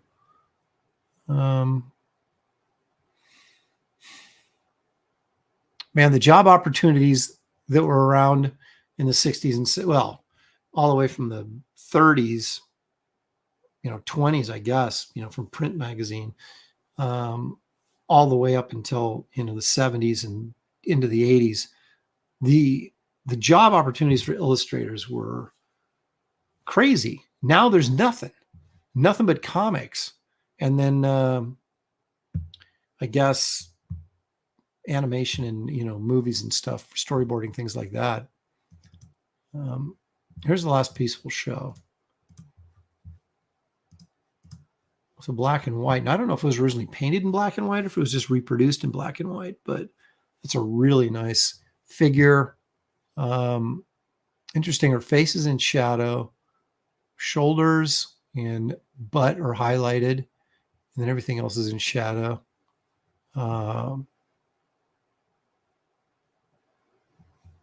It's interesting he didn't choose to put a little kicker light there on her cheek. But I love the figure, the movement in the figure. Super nice. This guy obviously knew what he was doing. So there you go. The Lou Feck, great illustrator, tragically died at 56, younger than I am right now. But there you have it. That's our man of the week, Lou Feck. Hopefully you all garnered some new information that maybe you didn't have before. But since this is my show, there's nothing more important on my show than my opinion. So let's take a look at my top 5 for this week.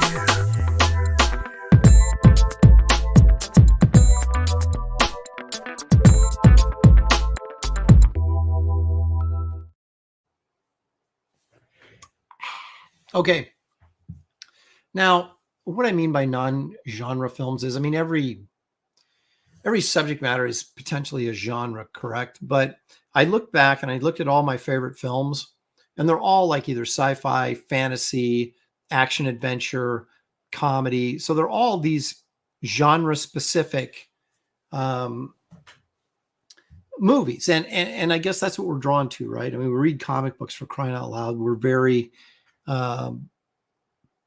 should I say genre-centric in our likes and dislikes. So I tried to pick movies that would not fit into those type of genres, right? So basically dramatic films, that cover a variety of subject matter. I didn't even include Westerns because I figured, okay, well, that's a genre, right? So you could argue that these films that I'm going to pick out today are genre films, but because everything's a genre, right? But I'm using it in the way that we usually refer to genre films tend to be the obvious ones that I just mentioned. So I tried to stay away from those. And so these are my 5 favorite films, or top films, I guess, that would not fit necessarily into one of those genres. So number 5. Okay. This is one of my favorite films it's a good film. Whether it's a great film or not would be dependent on your opinion, but it's a really good film. It's a classic film, but it speaks to me, and that's why I like it so much. And it is The Agony and the Ecstasy. The Agony and the Ecstasy. And it is the story of Michelangelo painting the Sistine Chapel, the ceiling of the Sistine Chapel. Rex Harrison plays the Pope, who commissions Charlton Heston, who is Michelangelo. And, of course, directed by the great Carol Reed. So it is a really good film. But why is it on my top 5? Because, in fact, it might be in my top 10 list all time, including all films, or at least close to it. It really speaks to the artistic struggle and overcoming obstacles to achieve an inspired artistic goal. And so that's why, it just really, I remember when I watched it, I'm a big Charlton Heston fan. And I remember watching this, and it was when I was a pro, the first time. So maybe 10, 15 years ago, somewhere in that neighborhood was the first time I saw it. And I was going through a period of time where I was feeling a bit awash in the sea of struggling as an artist in comics. And this really inspired me because in this movie, Michelangelo wants to put all of his energy into sculpting, but he's such a great painter. He keeps getting hired for commissions to do painting. Well, and the Pope kind of offers him this commission to paint the Sistine Chapel. And it's not just, hey, would you like to do this for this amount of money? It was, I want you to do this for this amount of money and you're going to do it, kind of thing. So he was really being pressured that he had to do this kind of thing. And he had no inspiration for it. Couldn't figure out what he wanted to do. And painting the ceiling of a chapel is, I mean, if you've ever seen the Sistine Chapel, it's huge. So he's like, ditching the Pope, he's in hiding and he's working in a stone quarry, carving out stones and stuff like that, just trying to get away from it all. And then he has this inspiration while he's in the stone quarry where he's up on a kind of like a mountaintop or a hilltop type thing. He looks up into the sky and there's these beautiful clouds, light shining through from heaven kind of thing. And he gets this inspiration for what he's going to do on the Sistine Chapel. And then it's like him struggling and doing this. It was just really inspiring to me as an artist. And that's why it just sort of resonates with me. And that is why it's in my top 5 favorite non-genre films. Although you probably could classify it as in a genre if you wanted to. Paul Taylor says Ben-Hur. I love Ben-Hur. Great movie. All right. Number 4.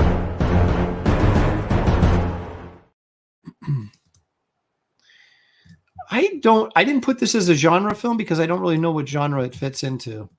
And I think that makes it legal. It's Rocky because it's not really a sports film. And it's a human drama, but it's a great one. And of course, it's, again, the little guy overcoming insurmountable odds to achieve greatness, at least in a moment in time.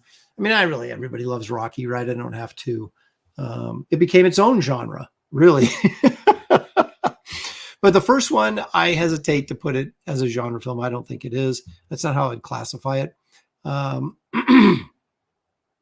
But, this was Stallone's first big break, right? And as a writer and star of this film, he got nominated for Best Actor, got nominated for Best Screenplay, directed by John G. Avildsen, who also directed The Karate Kid, which is a very similar movie in a lot of ways. Great film. And, in the top 100 of all time, I'm sure. So there you go, Rocky. We all love it. We all know it. We all love it. And then the sequels got more stylized and more like genre films as they went along. But this one is really a nice human drama. And set Sylvester Stallone on his way, rocketing him to superstardom. And it was kind of funny because he would try and do other films and they would never hit. And so he'd go back and do another Rocky film. And then he found Rambo, right? And then that was a hit. So then it was like, okay, he'd do something different. And then it didn't really work. So he'd go back and do Rocky. And then he'd do another Rambo film. So he'd have 2 big hits. Then he'd try and do something else. Didn't really hit. Then he'd go back and do those films. He's finally at a place in his career where I think he, he's so iconic that whenever he does a movie, it draws some attention anyway. Angela Curry says, can a movie have more than one genre? True. And if it has multiple genres, then you can't really say it's a specific genre film, right? So, I was even looking at The Godfather and I'm like, can I include The Godfather, or is The Godfather considered a genre film in the sense that it's a crime film or a mobster film or a gangster film? I think it transcends that, but I didn't include it again because of that specific reason that you could potentially classify it as a genre film. Richie Dube says Cobra is good. I'll tell you this, crime is a disease and he's the cure. So there you go. Okay. Number 3.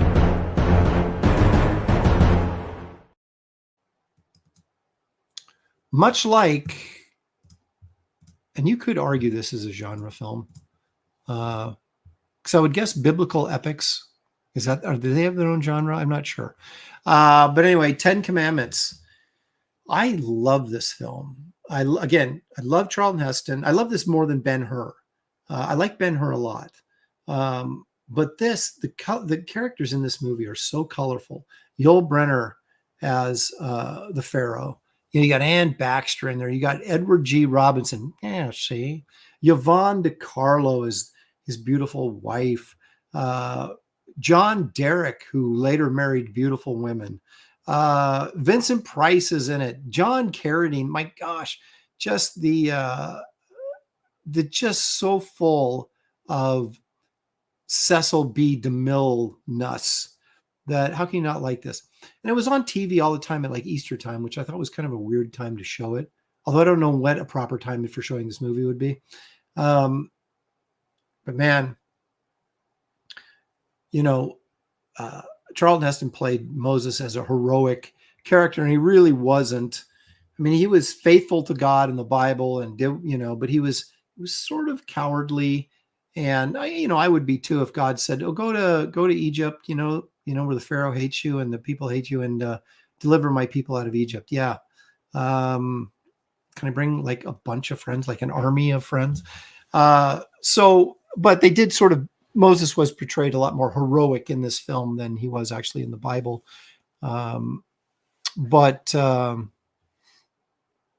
Great film. Just absolutely love it. I actually have the movie poster. Well, the re-release, not the original. Here's a little piece of information. I forgot about this, and I can't remember what part she played, but Nina Foch was in this movie. And if you don't know who Nina Foch is one of the great, most famous acting coaches of all time. Like her and Lee Strasberg, and Lee Strasberg wasn't in any movies until The Godfather Part 2.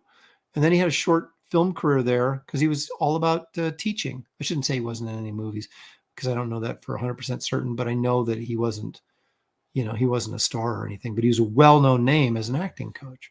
And so is Nina Foch. So there you go. The 10 Commandments. My favorite biblical genre movie. Although I don't know that it's really a genre, but number 2. Oh, I screwed this up. I'm missing one. Where's the other one at? 1, 2. Oh, I forgot this. This was all right. They're all out of order, but this could just as easily be number 2. Actually, it's number 4. Rocky's number 3. Moses is number 2, but this was number 4, and I screwed it up. So, but you could rank this as number 1 because it is one of the greatest movies of all time. It is, of course, Casablanca. This is such a great film. Bogart, a young and beautiful Ingrid Bergman, Paul Heinrich, but it was Sidney Greenstreet. Peter Lorre's in it for like 5 seconds, but he's in it. Sidney Greenstreet is great in this. Claude Rains is great in this. Of course, Humphrey Bogart is great in it.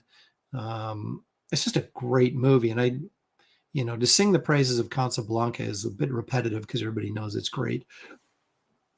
But I choose these movies by watchability. How many times can I watch this thing?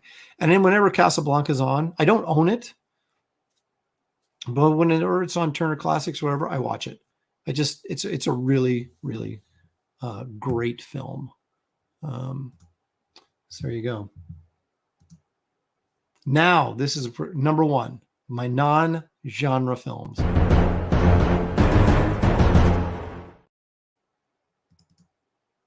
Some people say it's the greatest movie ever made. I might agree. It's not my favorite movie that's ever been made, but I might agree that it's the greatest. From a technical and artistic standpoint, this movie is freaking incredible. And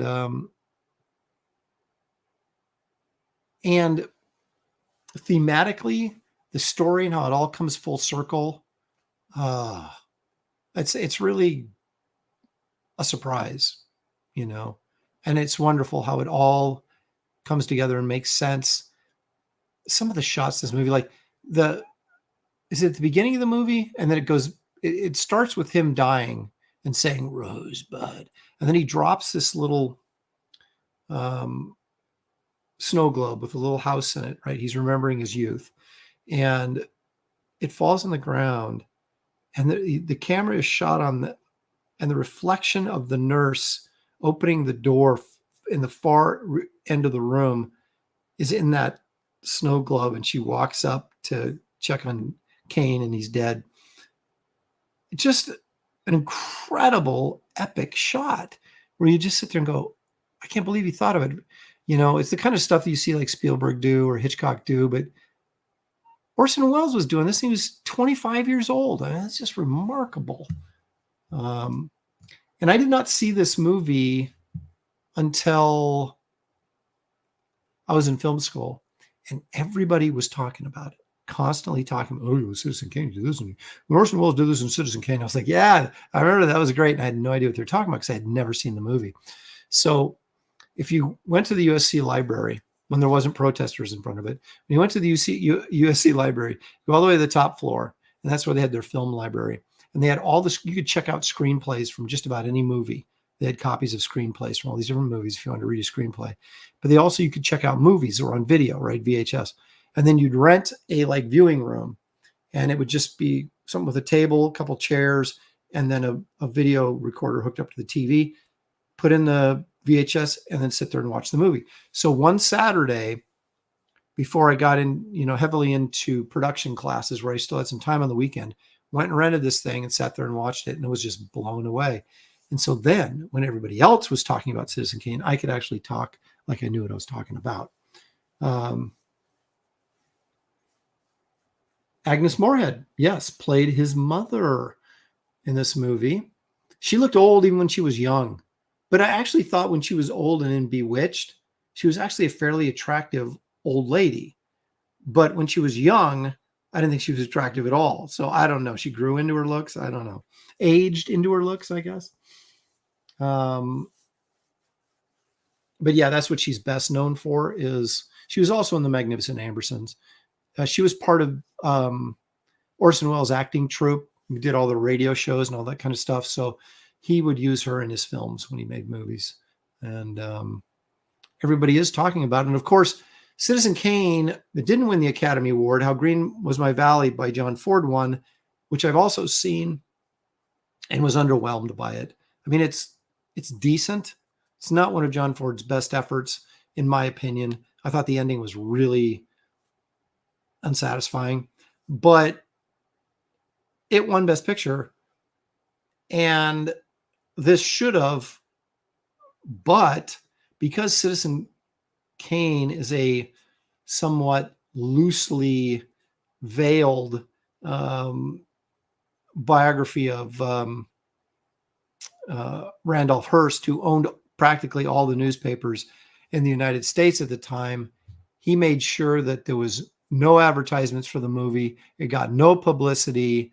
And because he was ticked off that basically Citizen Kane, the character, was based on him. And Rosebud was apparently the pet name that Randolph Hearst had for his lover's private areas. So so there was a lot of kind of sort of those sort of innuendo and stuff that was built into this movie that you might not know if you didn't know the history of Randolph Hearst. And so he basically prevented this movie from getting any sort of traction at the box office or through the Academy Awards, even though it did get nominated. It should have won, and Orson Welles probably should have won for Best Actor and, should have won for Best Screenplay, but, politics, baby.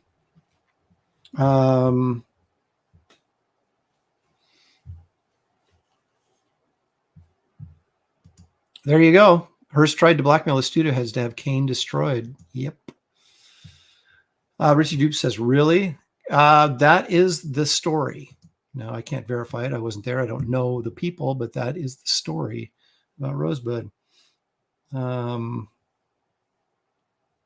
Anywho, so there you go. That's my number one. But, oh my gosh, quarter after all, it's 6. Why isn't Ethan streaming right now? I thought he was launching today.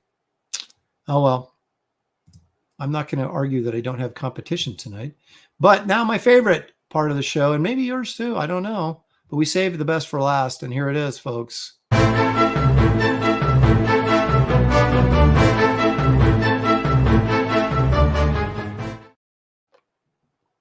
just got a drink. It's getting harder and harder to find good Bigfoot videos. Well, let me rephrase that. It's getting harder and harder to find Bigfoot videos. I'm not sure that we've seen any that were any good. Well, we've seen a couple. But I managed to find a few things here that might be of interest to you guys. This one I find amusing. I will share it with you first here, and then I will tell you why I find it amusing. So apparently this guy's out at dusk, maybe camping, maybe just setting this whole thing up with his friend. So he apparently heard something out in the woods. So he's trying to find, is Bigfoot out there in the woods? Can't really see anything, can you? Or can you? Yeah. Now here's my problem. There's no freaking way, if you're out there filming this, that you could have seen this unless you knew it was there. So you've got this guy panning along the woods, and then he sort of like stops it and pans back to that spot like, oh, there he is. Like, dude, you did not see. See, there's a little face in there. Oh, we missed it there. Like right in there. Is that an alien? Is that Bigfoot? You can't hardly see it.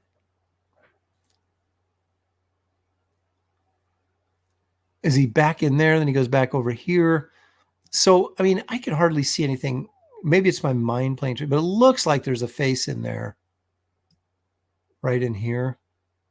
But that could just be is that 2 branches with just the, I don't know. Like I said, it's not great, but yeah.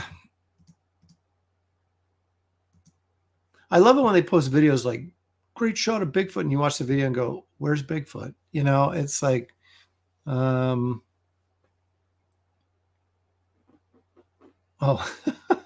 I'm pulling Paul out of the film.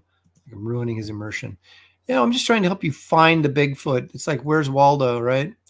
All right. Now this is a series of still photos of Bigfoot.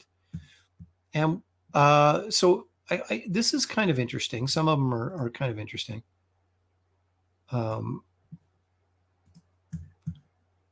problem I have with these is the problem I have with all of these is none of them look similar. So it's like everybody has their own interpretation of Bigfoot, which sort of allows me to think that maybe everybody's making up their own version and filming it. So anyway, here we go. What do we got here?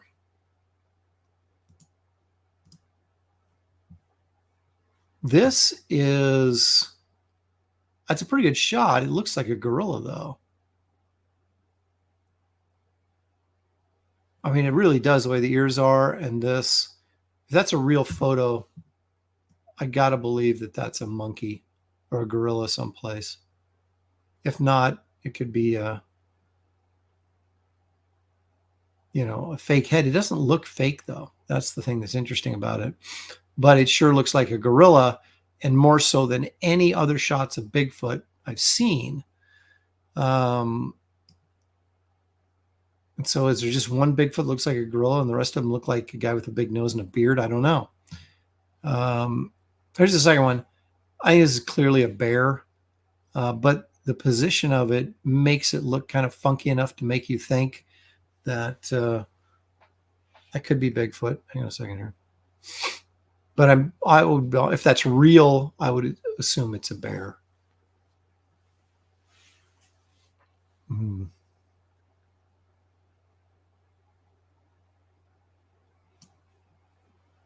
That's interesting. Everybody says, Cicerone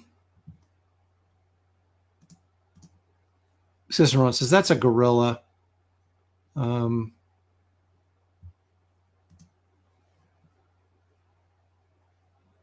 Taylor, ape. It's still a gorilla. That's a gorilla. Angela Curry, he's at the zoo. Yes, any of those things. Is it Bigfoot or is it Kelsey? Well, we do have some pictures coming up here that may clear that up. But let's take a look at this. I think that's a bear. Now this looks, now here you've got the gorilla head that would match the other one. I think this photo looks like it's dropped in, like it's not really, there's no splash going here. There's no movement in the water. I kind of feel like this is cut and pasted in there. I could be wrong, but, or it could just be digitally created. It's a bit fuzzy, hard to tell. I do like the look of it, whatever it is.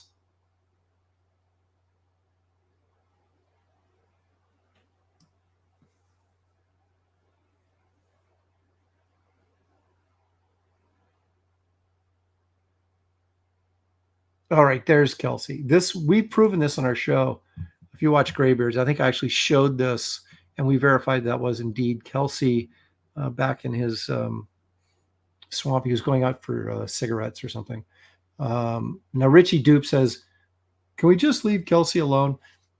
This is all in good fun. Obviously, he's on Graybeards every Wednesday with us. He's part of the gang.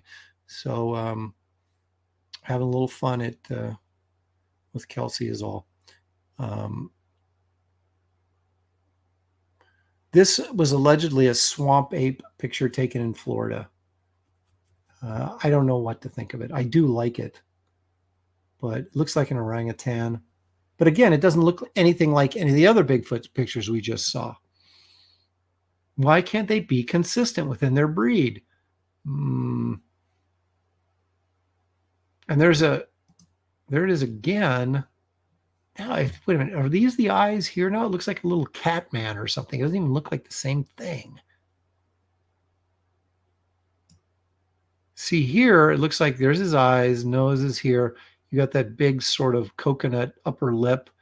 These are the teeth, I would assume here, maybe. So it looks like it has a much longer face. And here it looks like he has a shorter face because those are teeth right there for sure. So it looks like his face is much shorter. So I don't know.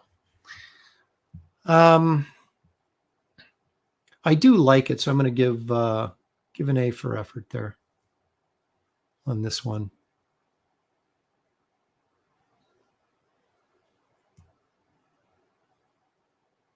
All right, what do you guys think of this?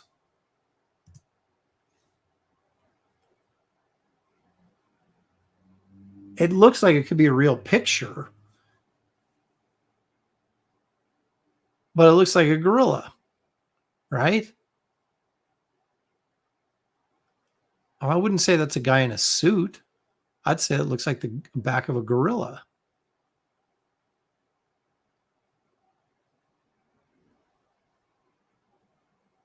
Someone says could be a baboon, or are you talking about the previous one?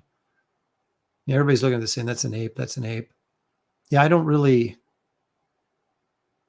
The fact that we're seeing it from behind is a clear indicator that they don't want us to see what's in front. And I don't mean, what he's packing. I mean, is what the face looks like. So I think more tomfoolery and trickery is at hand here. Definitely looks like an ape to me. What's our...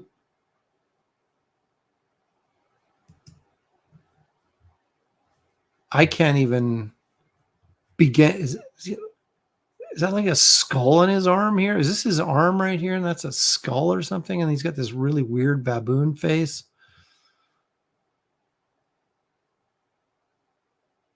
I can't tell. It's so blurry.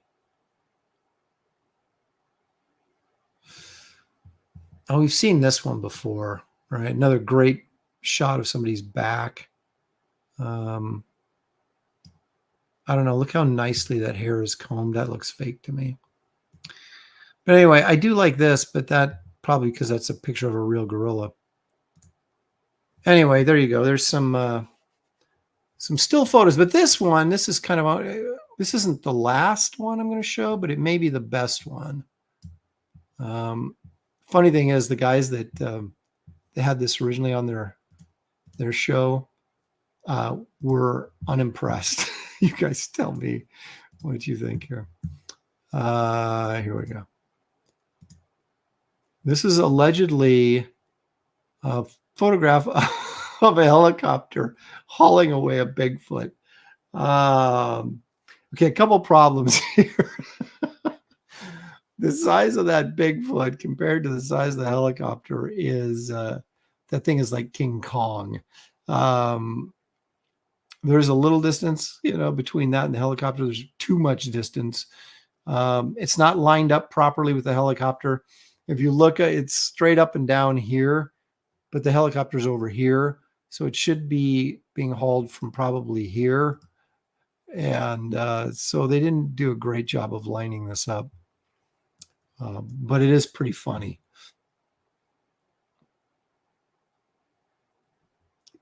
Is that clear? It probably, I wouldn't be surprised. Yeah, but no, I understand that. It creates drag, but look at his body is straight up and down. Why wouldn't it be at an angle if it was creating drag? If it was coming down at an angle like this, how come the body doesn't stay in that angle? Because it'd be getting wind. I don't know that it would be, it just looks,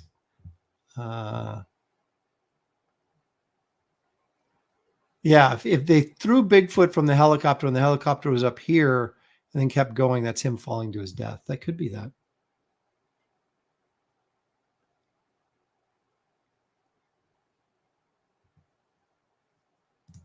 I think Richie Dupe's got it. Looking at those trees, it's 20 feet tall. I think you're right. It's too big.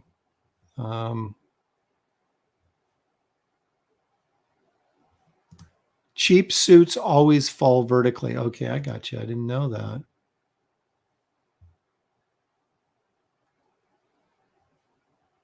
And what is sunglasses saying here at night? Famous ex-cop has a series of books and studies, and the photos look absolutely amazing. Are you talking about Bigfoot stuff or just cop adventures? Because if it's Bigfoot stuff, I like the name of the book so I can check it out.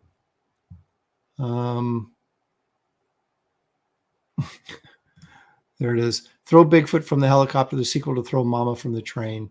Yes. My gosh. Bigfoot was in the copter. He farted, so they threw him out. Even with the windows open, they couldn't take it. They had to throw him out. Anyway, I thought that was pretty funny. Okay, now look at this, though. Now, this isn't Bigfoot, but I'm going to even leave the sound on for this.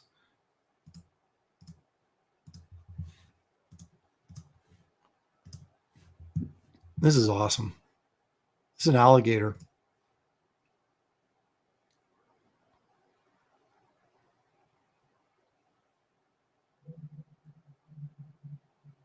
You guys probably can't hear it. It's not very loud.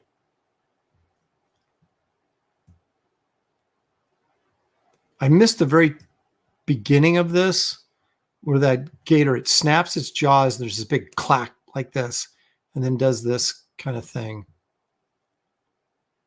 That's a good sized alligator right there. You usually don't see them that big. That's a 20-footer, 25, 3 tons of him. Okay, it's not a 20-footer, but look at the size of that head. I would guess that's like over 10 feet. That looks like a big, beefy alligator.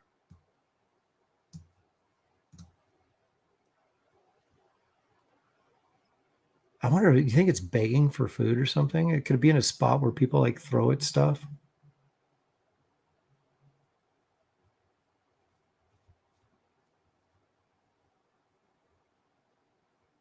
Yeah, that's the thing. G.A.J. Martinez nails it. It says it looks prehistoric. It's crazy. Yeah, it looks like that's a freaking dinosaur. Citizen Roland says, I've heard that at night. Where do you live at? Are you in the South? Do you got gators?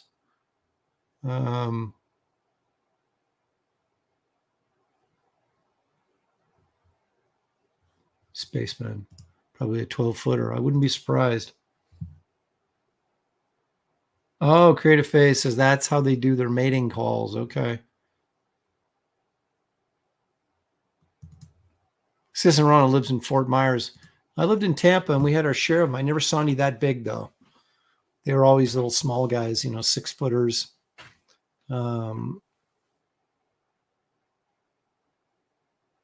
Maybe 8 foot was the biggest I saw from head to tail.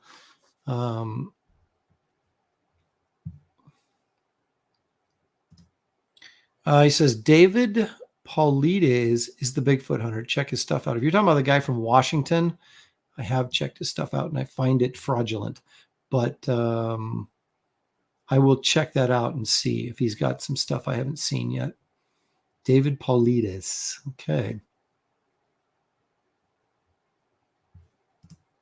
Because his house is just down the street from a swamp. We had neighbors across the street from us in Florida that their yards backed into a nature preserve, also known as a swamp. And they would get gators in their yard, snapping turtles, all sorts of interesting wildlife, which I thought was really cool. Shelley she did not like Florida. I thought it was great. It was like Jurassic Park all the time. Didn't like the hurricanes, though. That was kind of a bummer. But anyway. All right, guys, that is all the content I have for you today. We have a huge audience tonight. Thank you guys so much for joining me. If you haven't so invested in this channel, please hit the like and subscribe button. I'd greatly appreciate it. Helps me grow and to do more incredibly entertaining content like you just witnessed here for the last 2.5 hours. Also, if you have not backed Kit Carter Planet Doom yet, I know most of you have, but if you haven't, check out the link in the description of this video or go to my website, aaronlopresti.com, and follow the link there. It'll take you right to the campaign.